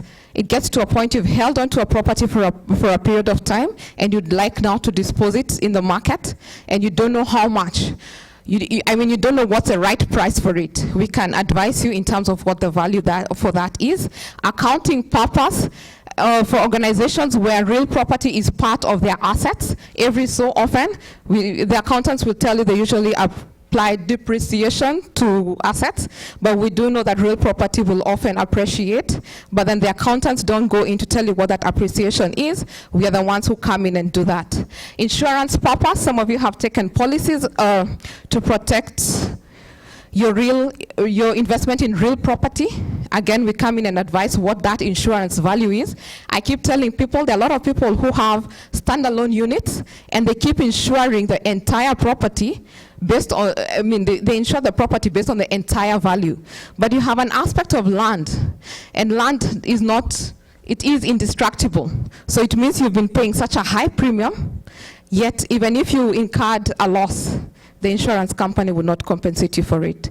So it means a part of your premium will go into being a loss, yeah? But very many of us, they take the value of my property, total, I go and insure that, but at times that is a bit off, except in the case of apartments. Apartments, you can go ahead and do that, but for standalone units, the discrepancy is quite huge. Then court purpose, at times people need bonds for court. Project management services, we professionally oversee the implementation of construction projects, and here I'm being very deliberate with using the word construction project, because we know project management runs around very many sectors. We also handle post-construction surveys. Some of us have bought properties off plan, and you're only required to finish up payment upon the completion of the property. But how do you know the completion? We are professionals, will enable you determine whether your contractor has done a good job on it, whether they have actually met their end of the bargain, so that, and making sure that, that there's a small details, that the skirting has been done right, that your sockets are in right, that your ceilings have been finished right. We come in and do that survey for you so that by the time you're making your final payment, the contractor has done a good job. If there's any work to be done, we are very often in Kenya, the practice is that we have a 6-month defects liability period, so that if the contractor needs to come in and sort any of those things within the first 6 months, that they do it, that you don't incur a loss because you moved in. And truth be told, some of us, it's a fast purchase, we are not conversant with these things, so it could be very easy to be duped by whoever wants to take a shortcut. Structural surveys, some of us are buying properties that have already been in existence, and very often you cannot tell whether the structure is in good condition or not. Yeah, there are some cracks that have shown up, but do those cracks reflect an issue with the structure, and how bad is it? And when you're buying it, like, just to make sure that it is in good structural condition, we also provide services for that. I'll just go through a couple of the properties we currently have. There's land for sale, and I'll just highlight a few of this. I have been asked to observe time. We have a project in Kitengela, and I'll focus on the project for Teacher Service Commission Staff Retirement Benefit Scheme. We have plots that they're selling there, 50 by 100 at Kenya shillings 995,000. But the project has first of all been reserved for their members. If you're interested, let us know. As soon as it's opened to the public, we'll let you know about it. We have redevelopment sites in Kilimani, half an acre, going for 250 million. Another acre going for 500.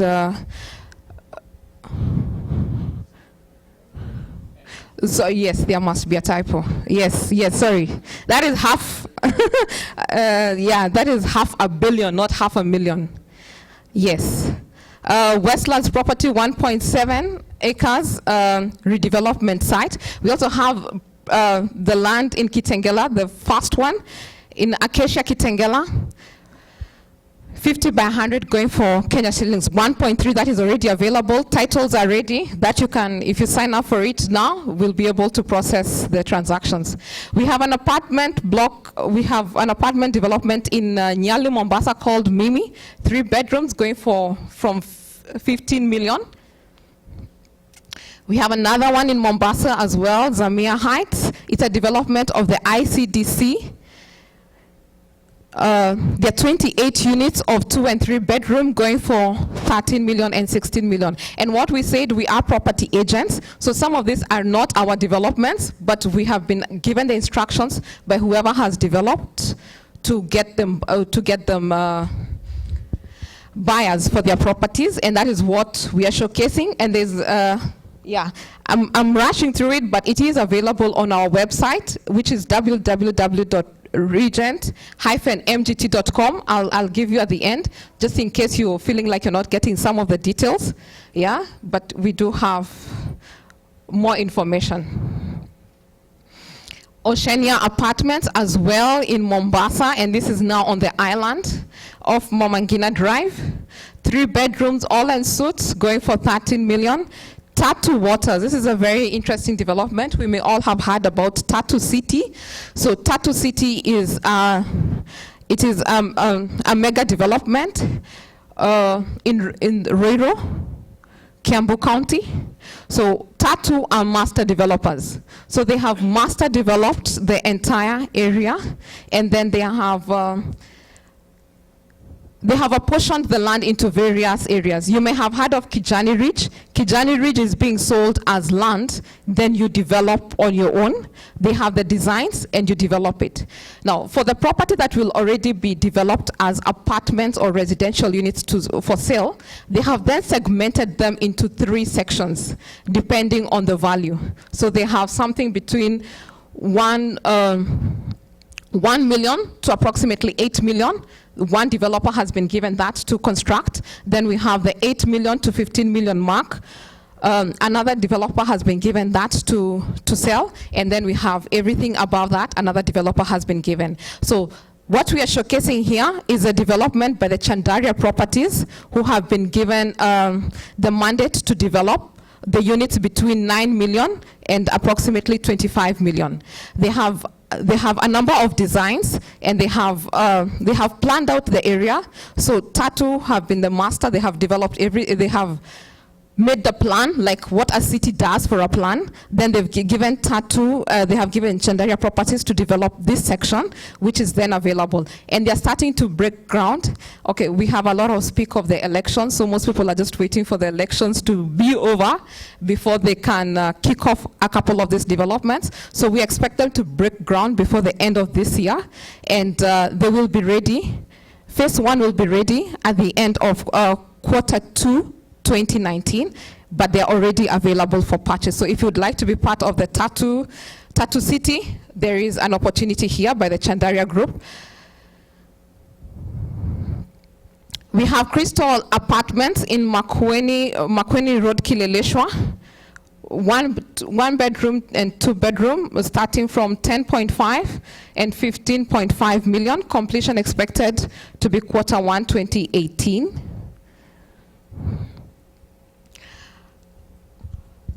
We have a developer called King's Developers, and we are an agent for their properties. And so here we just highlight one of their properties, which is called the King's Sherwood in Kilimani. It is off Riara Road.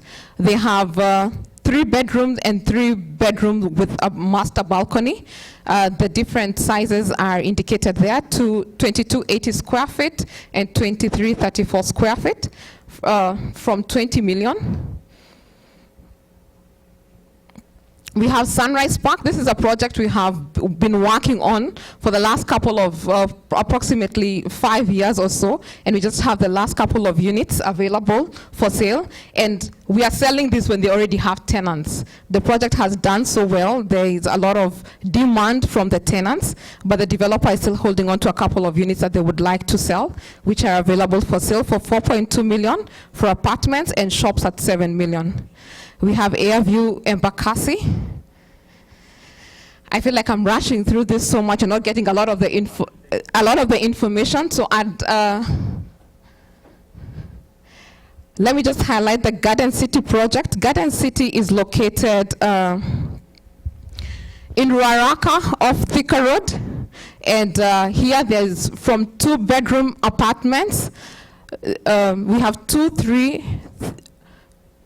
bedroom, 3 bedroom, and 3 bedroom duplex apartments, and we have 4 bedroom villas going from 24.6 million. And these are ideal for furnished and serviced apartments. If you'd like to get into the business of furnishing out the units and letting them as hotel kind of rooms or Airbnb, this is an ideal development for that. And the units are ready, and they are ready for occupation as well. The developer is looking for both the people to buy and also tenants as well. So at some point you'll be able to actually buy units that are already occupied. We also have properties above the 100 million mark. We have the Karen Miotoni. It's a one unit, a 4-bedroom townhouse going for 150 million. That's purchased, and it's currently rented out at 450,000 Kenya shillings.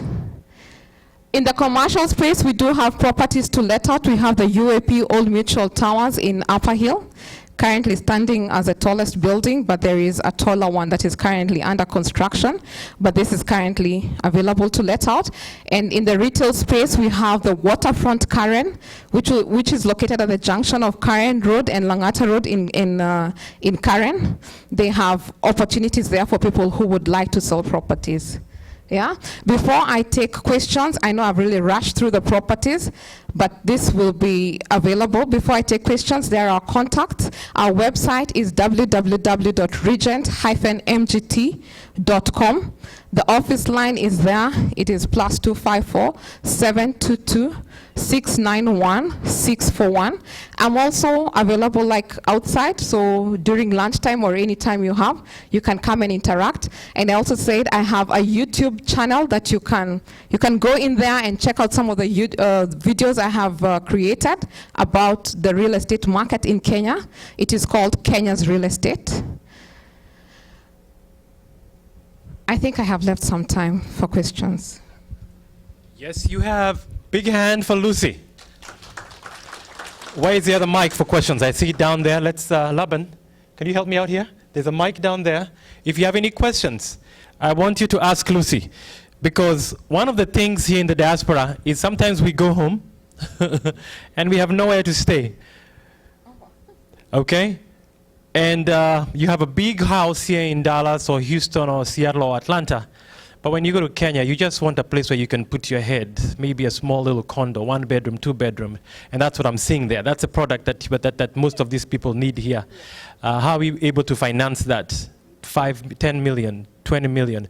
So I want, if you have any questions, Laban, stand up and you walk to Laban and ask that question. Please kindly walk to Laban. Lucy, great work. Great presentation. I was standing up when Eric, I'm just short in case you thought I wasn't standing up.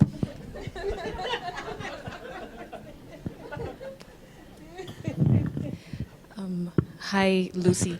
Hi, my name is Diane Beo. I traveled from Houston, so I live in the same city as Laban, and I'm a member of the Sacco. I am interested in understanding from the services that you described your company does. If I was an investor and I was trying to invest in a property, an apartment in Kenya, and I wanted to have a tenant there, after buying the property and having to pay my mortgage and paying for your services, how would you be able to work with someone like me to ensure that I still end up with a positive cash flow at the end of the day? Okay, so with that, what we advise is, let's have that conversation before you get the apartment. Because you see, once you have the apartment, it was fixed at a certain price, and you've already taken your mortgage, then, I mean, those are a couple of signed transactions already. What we are saying is, let's have that conversation before. And then let me know, this is how much I can afford in terms of mortgage repayment per month. And this is the kind of outcome I'm looking for. Like, you could tell me that, I want to end up with X amount. After I have, from my rent, after I have paid for my mortgage, I want to end up with X amount. Let's have that conversation before. So that by the time you're signing up for X property, you already have that matrix already sorted out. Because at times when you come to me after you've already signed those 2 contracts, there's only so much I can do. Yeah. Thank you. Yes.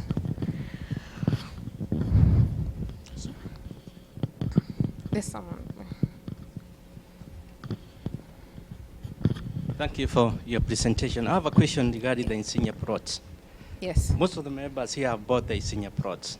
Those areas are not yet developed. Is there any way your company can come up with the irrigation process or plants so that they can be able to plant on behalf of the members? You charge the members, and then the members can benefit as they wait that area to develop.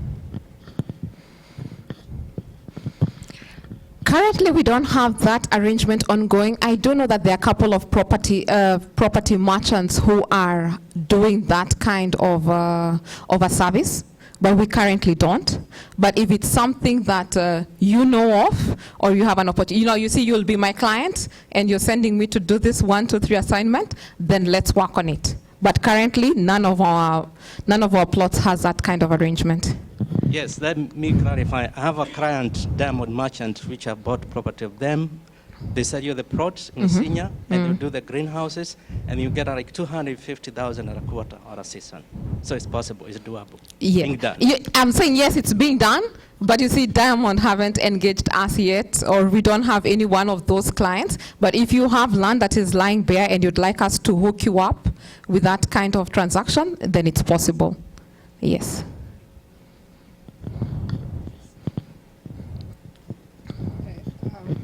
My name is Harriet, and I have a question for you. Basically, I'd like to know, as Sacco members, how we're going, can you explain a little bit how we are going to benefit from partnership with you? Because given the properties that we saw out there, I had to go and take a cup of coffee, because when I tell my friends in the US, Kenya is as expensive as the US, nobody believes me. And that kind of has put us off from getting, for example, getting mortgages from Kenya. And that's why I bet some of us joined the cooperative so that we can see if we can still get to acquire properties in Kenya, because they are way out of the roof. So what are some of the ways that you think we will benefit from having a partnership with your organization? Okay. We are a real estate services firm, so I see the partnership in a couple of various ways. And yes, I'm aware you're in a Sacco. The idea is that you're saving with a view of investing, and as much as you're doing this from the US, the investment is designed to be in Kenya. Yeah. So, like I said, it's about matching your objective with what you have. Yes, I am aware that some of the properties that we are showcasing here are pretty expensive, but there was also something below $1 million, Bob. There was also something below 5 million, Bob. So if that is a range of what you're looking for, I know the GM is working to have people borrow. Then you could borrow and actually come and purchase that kind of property. I actually train a personal financial management class, and we usually say, even if you're putting away 10,000 Bob a month and you'd like to come into real estate, as long as you have a long-term vision for it, there's a space for it. Even those properties that we are showcasing above 100 million, they're actually also people purchasing. So for every person, we just let's take the journey, and that's what I was very keen to say. It's about your objective. Why are you coming into this space? How much are you coming into this space with? Either as a lump sum or as a monthly repayment towards a loan. Then let's work towards that. Everyone can have success in real estate, but it's your own journey. It can't be someone else's journey. Yes. Last question. Thank you. Your name?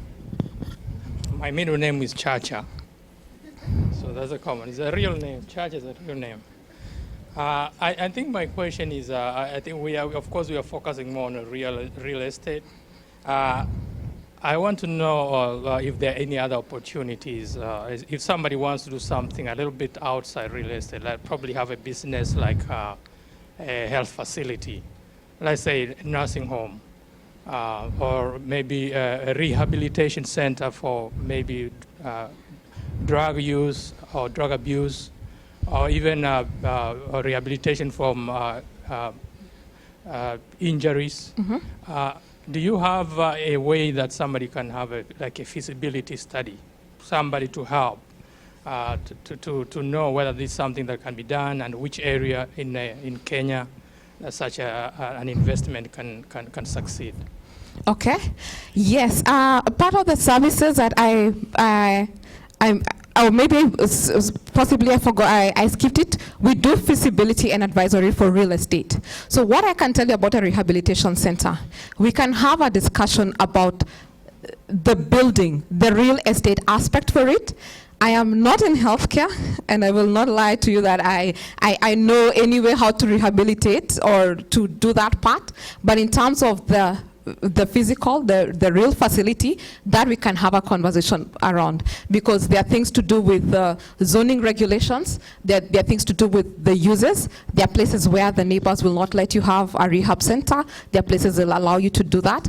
We can have, yes, we have a couple of clients who have converted their homes into this kind of rehabilitation centers where the neighborhoods allow. So that is something we can have a conversation. But mine will be on the real estate aspect, not on the other side. Yes, so it is, yes, we do provide feasibility and research services as well. So that was the last question. I'm sure we have more questions, and Regent is not going anywhere. They have a booth here with extremely good pictures and banners out there that show you all their properties. And if you have any question, Lucy Kamau will be glad to give you her contacts. She'll take your contacts and we'll pick it up from there. I will personally pick up your contacts as well, as I'm interested in some of the things that you saw. Thank you, Lucy. Big hand for Lucy.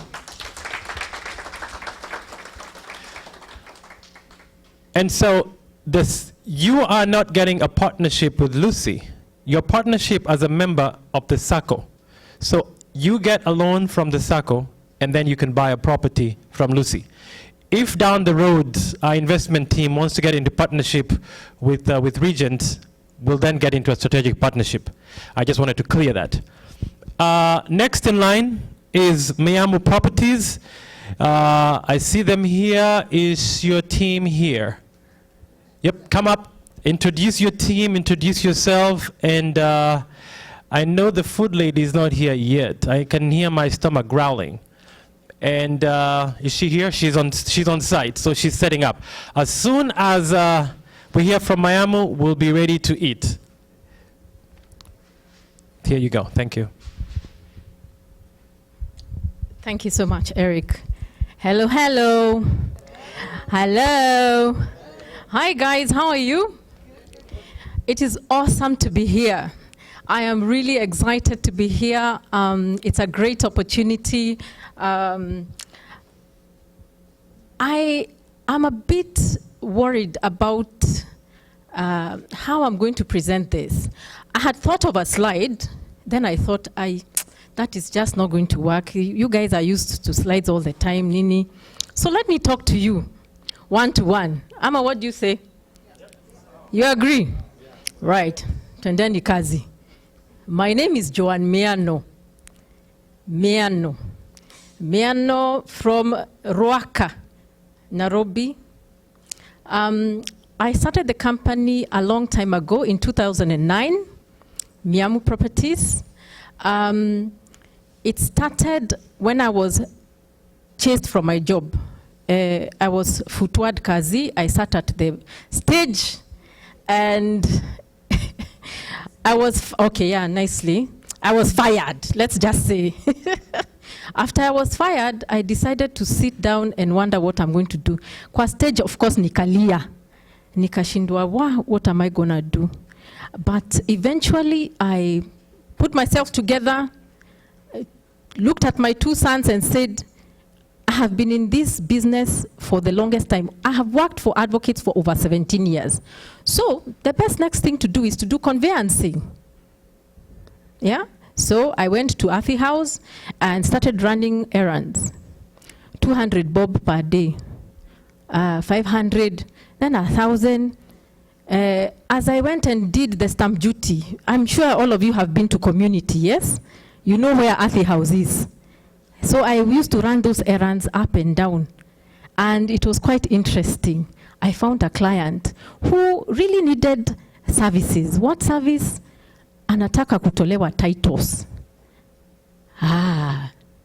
Bingo. I told him, I can do that for you. And it was very easy. I got on immediately, got my the titles out for him. There were 77 titles.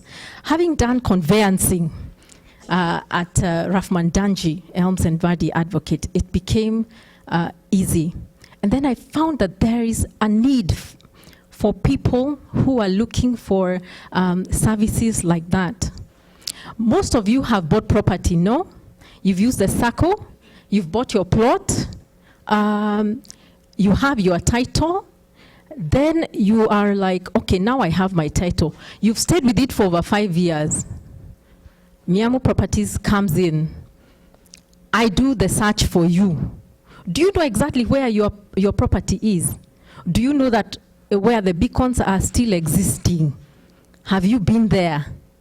Now, Miamu Properties becomes your eyes for you. Those are the services I provide. I do conveyancing consultations. I sit with you. You tell me what you would like. I'm the man to go to. Now, what other services do I provide? I am able to get for you tenants to put into your apartments. You have apartment blocks. You have, you're looking for tenants. I put in tenants for you. I make sure that that tenant has the correct information put down in a biodatabase where if the government comes for you and is asking to know who it is that you've put there, it is well written out for you. We also pick your rent for you and we send it to your account. I have 2 clients who I work with. Both of them are based in Atlanta. And they are very happy with my services. That's why they recommended that I come. I come for this AGM and I tell you guys about what I do. And I'm glad that I've been given this opportunity. There is also something else that I do. I also look for property for you wherever it is that you want. I call it scouting. Where are you looking for property? for in Kenya, anywhere, in the 47 counties, I will get it for you. Some of you call it Airbnb. If you're coming to Kenya and you're looking for a place to stay for either 5 days, 10 days, a month, I'm the person to look out for. I will get it for you at the price at which that you are looking for. At any given time, you call me, I will be there for you. Miamu Properties also provides services on valuation. When you're selling your land, do you know exactly how much it's going for? You get someone who's telling you, oh, that land that I'm selling in maybe Kajiado costs 450,000. Who told you? Is it just speculative? I get for you a valuer. We value the property so that you don't undersell it and you don't oversell it. You get it at the price at which you want. So we partner with valuers, even surveyors. We go to the land, we mark it out. If it's the beacons, you get it wherever. You get to know exactly where the beacons are so that you're not encroaching into other people's boundaries. And also, it is good that someone goes to the land and you find that there are no squatters. Don't assume that the land you are having is there waiting for you. After 10 years, you come back, you want to sell it, you find some tomundos there. You're wondering what to do. Now, how do I deal with this? Deal with it now. Say, Miamu. Miamu. I am there for you. Use me. Yes, use me. I am here to work for you. I'm here for you. I have an incident I'll give you an incident of a tenant, of a landlord who lives here in the US. I'll not say which state, you might know exactly who it is. And they did not know, they got information that they have a tenant who is a rogue, and they needed someone to send there who they can trust. They sent me. This tenant was actually hiding ammunition. It was a Somali tenant. Sorry to say Somali. Boy. Anyway, it was a Somali tenant, and they were hiding drugs and ammunition. Now, my work was to make sure that this guy has to leave because he's spoiling the building. Number two, he's not paying rent. So what does Miamu do? We get auctioneers. We work around the clock to make sure that you as a landlord, your property is well secured. Yeah, if it is the tenant, we look into all the tenants and see that whoever we are putting in for you are not just anybody. They're the right people. People who will not disturb you. People who are not going against the government. So that now they destroyed the building, they destroyed the apartment, they removed staff. I think there were like 15 of them inside one apartment that was 2 bedrooms only. So by the time the landlord was coming to tengeneza the house later, they were in shock. They were really, really upset. So they hired us, and we are able to continue having a good relationship with them. Why us? Why use Miamu Properties? I am very passionate about the work that I do. Whether it is sales and marketing, whether it's property management, whether it's conveyancing consultations, I go an extra mile. I do 200%. I don't do 100%, and I'm telling you the truth. Still, when I sell property for you, I am very interested in getting the right price for you. The last property I sold was 120 acres, and I sold it for 57 million. It was not an easy sale, but my client was very happy. You can imagine. But that was not just it. The sale allowed this client to come back to the US and buy property right here. Now, I have property that is speculative, where you buy land and you wait until maybe 2 years, 5 years, 10 years, and you sell it. This land that I have is 150,000 Kenya shillings only. translated into US dollars is how much? About $1,500 only. You know about property in Kenya, it appreciates in value. With time, you'll be able to make your money back very fast. Why is it important for you to have this property? Number one, it is, you know about the Madaraka Express. Anyone, Madaraka Express? SGR? Right? You had better come to Nairobi and see what guys are doing there. There is another one, there is phase 2, that is in the Greater Southern Bypass. Now the Greater Southern Bypass is different. It comes all the way from Isinya, goes all the way to Suswa. Google it, you will find it. It has also the SGR, and it has the former Safari Rally used to pass through there. If you know the road, it is very easy for you to get there. Do you know how much 5 acres is going for right there? Only 2.5 million. Now, how many people would want that piece of land? That road is already being tarmacked from Isinya, 20 kilometers, going to Suswa. It is not going to be a dual carriageway, it's going to be 4 lanes. Do you know whether you have it? Ama, you're missing out. I don't know. Why are you missing the bus? At only 150,000, me, I would take it quickly, $1,000. You know? The beauty about Miamu Properties is that we have payment plans. So you don't have to pay at one go. I understand. I've come from where you are. So if you have your $20, bring it on. $5? No. $50? Yes. I will have that. So I don't have so much to say. We are seated outside, so we'll be able to take care of you. Whatever interests that you might have back home, talk to us. We'll be able to answer you. However, whatever questions you have right now, I am ready to ask. I'm ready to answer. I don't want to take up most of your time. I'm sure you're hungry. I'm glad that the Diaspora Sacco is taking this initiative. Not many people are able to do exactly what you're doing. Count it as a privilege. Count it as a blessing, because not many people know how to even save. It will take, if you invest in yourself, you invest in your future, and you create legacies for your children up to the 4th generation. Thank you. Question time. We got 10 minutes. I hear the food's here. We are setting up. Don't go too far. Stand up here and get ready. I think you have something to give. The first person to ask a question gets something from Miamu. Am I eligible? You're not eligible. Disqualified. Any questions? Any questions? There you go, Mommy. Oh, there she is. Thank you. This is for you. Oh, thank you very much.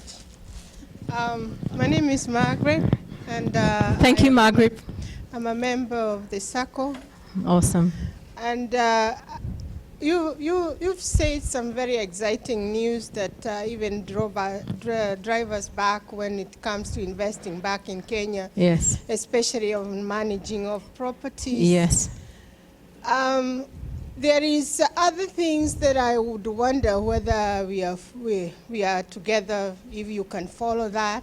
Mm-hmm. Is about, like, you have a plan, you have a property, you have construction, and I hear, like, of late I've been struggling with something like NEMA. I don't know what is NEMA, like non-environmental. National Environmental. It is, the government has withdrawn charges on it. The other day you're told, oh, pay 80,000. Oh, it takes 8 months. It takes 3 months. What can you help about when you want to put your business together and start your projects coming up? All right. You know, Kenya is not like, let's all agree, Kenya is not like the US. Here things are new. You know very much. If they tell you these are the things that you're going to pay, and you pay, it is all right. But in Kenya, sometimes they come and they pull the plug from under your feet. Is that what you mean?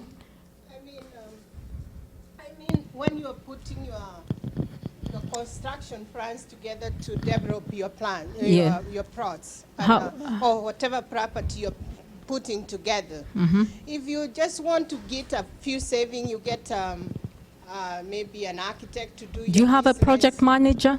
No. Then maybe I can hook you up with a project manager. That would be the best thing. So everything is tied up Like in one. when all the plans are together, the construction, All right. the architectural Yeah. drawings, Yeah. and all these They that do all have that. been approved Yes. by the board. Yes, whatever I have a lady goes. called Masimberia. Then comes back, Yeah. there is an environmental program in Kiambu where you are. Yes. That authorizes like the environment, the sewer system, and all that kind of stuff. Yes. Then when you get to there, they say they have withdrawn the government charges on that. It is free. I don't know whether it is an election things or they say that for 5 months they have withdrawn that fee. If But you have now when you go to the architect, Yeah. he tells you, oh, pay 80,000 Yeah. according to the property Mhm. to get this placard said, and you have been cleared for the sewer system. That one is quite complicated. I Yes, don't it want to is. be on the plane here from here to. Could you allow me to get for you a good project manager? I know a lady called Masimberia, an advocate. Yeah, she's a good property manager. She's done enough in Tindegwa, in Kiambu, and I can recommend her. Maybe after this, I can give you her contacts. Would that help? All right. Maybe because as It's gonna help, Mr. trust me. The general manager said, Thika properties on Thika Road, which goes there, it's Okay, a let's. nightmare. It's a nightmare. Thika, especially the Thika registry is quite another thing altogether. It's known that they are a bit unscrupulous in the way they handle the property in Kenya, especially in Kiambu. But I still recommend Masimberia. We'll talk after this, and I'll give you her contacts. Thank you. You're welcome, darling. Okay. Any other question for Miamu? Come on up, Miss Faith. Hello. Hello. Come and get your gift. I love questions. Thank you. You're welcome. My name is Faith, and mine is a simple question. Yes, so, do you Faith. offer like lease preparation between Yes, I do. the landlord and Yes, the I do. tenant to be? Yes, I also offer a management contract with the landlord, so that if anything, you can sue me and I can sue you, like that. Okay, one more yeah. question. I think the Two one more questions. I have a lot to give. Okay, two more Yes. questions real quickly because I can smell the food. Yes, sir. Come Yes, on up, I'm getting please. hungry. Yay. Thank you. You're welcome. Thank you for the question. Sure. My name is Simiu. Yes, Simiu. Mine is really specific. Good. I have a property in Webuye. Yes. I sent my relatives to build me a house. Oh dear. And they got a tenant in. Yes. So when we went last year and we looked at the house, Yes. it was terrible. Oh, I'm sorry. And the tenant, the toilets were broken. So we said, first thing we want the tenant out. Yes. So the tenant is out. Yes. Now we are thinking of either repairing the house Yes. afresh Yes. and get another tenant. Mhm. And then we also think that Webuye will not give us good return. So do you help to sell Absolutely. and then buy? Because if we want to sell it and Yes, maybe sir. look in another I place think we where should can- sell it. I mean, it's not working. Thank you. It's not working, it's not working. There's no two ways about it, right? Right, guys? Yeah. Let us sell it. Let's talk after this and let's see how we can do that. This is really good. You guys are getting very personal. Yeah. So we're family, right? Let's talk. Let's so talk. what happens here stays Don't feel here, shy. I ain't shy. I'm here. Okay. I'm here for you. My last question. I saw a couple of hands. Okay, one more question. Please go ahead. I I think basically to add to what she was asking is... Can I? Yes. Thank you. The thing about Kenyan properties, I think we can no longer take it for granted. I think they've introduced a lot of things on properties which I think most of us in the US may not be aware of. Yeah. Like the KRA is very aggressive on people who are leasing and renting and wherever. Yeah. So if you have properties there and you're not paying taxes, you have to pay your taxes for you. So yes. it is important that, and I thought you or the other, what's her name? She's called Lucy. Lucy? Yes. Yeah, at least should maybe in future address those things, because those are the things that we don't know. And then, as she says, when they come and tell you you haven't paid your taxes or you haven't paid your property taxes, you will risk losing your property for sure. Yes. So that's the other thing. Thank you so much. That's a very good observation and question at the same time. It is very important for you to know as a landlord, back in Kenya, they've become very aggressive with regard to your taxes. There are two things that they look into. Apart from your taxes, they look at the tenants that you have in your building. Do you know them? Do you have the database of the people who are living there? Who are they? Where have they come from? And the kind of lease that they have taken. Have they taken 1 year lease? And have they paid for the whole year? If they've paid for the whole year, then you need to think twice about it, because it's like they've been given a lease to do anything. You're better off having someone who takes 1 year or not more than 1 year lease. With regard to the KRA, they've become very aggressive. You need to have your taxes on point. You have to declare that you are a landlord, and if not, they will take your property away from you. It hasn't started, but I'm telling you it will. And don't be left behind, don't be left behind. Not knowing is not an excuse anymore. Yeah. Thank you very much. Yep, thank you, Ms. Miano. Big hand to Miamu Properties. She invokes an element of trust. She has a very authentic way in her presentation. I really liked what she was talking about. You want to trust her with your projects back home, because here in the diaspora we trust our family relatives, and they even send you pictures of your investments back home, and they take the pictures of the neighbors. So make sure you stop by and pick a card from her. I want to call Angela up here, who will give us our matching orders for lunch. I want to thank you for your patience all morning. And as we stop here for a pit stop, go to lunch, I know Angela is going to tell us when to come back. Enjoy your lunch, and let's be back for the second half. The second half, we are trying to come back strong, and we have a very tight agenda. But we thank you for your patience here and everybody else online. Thank you.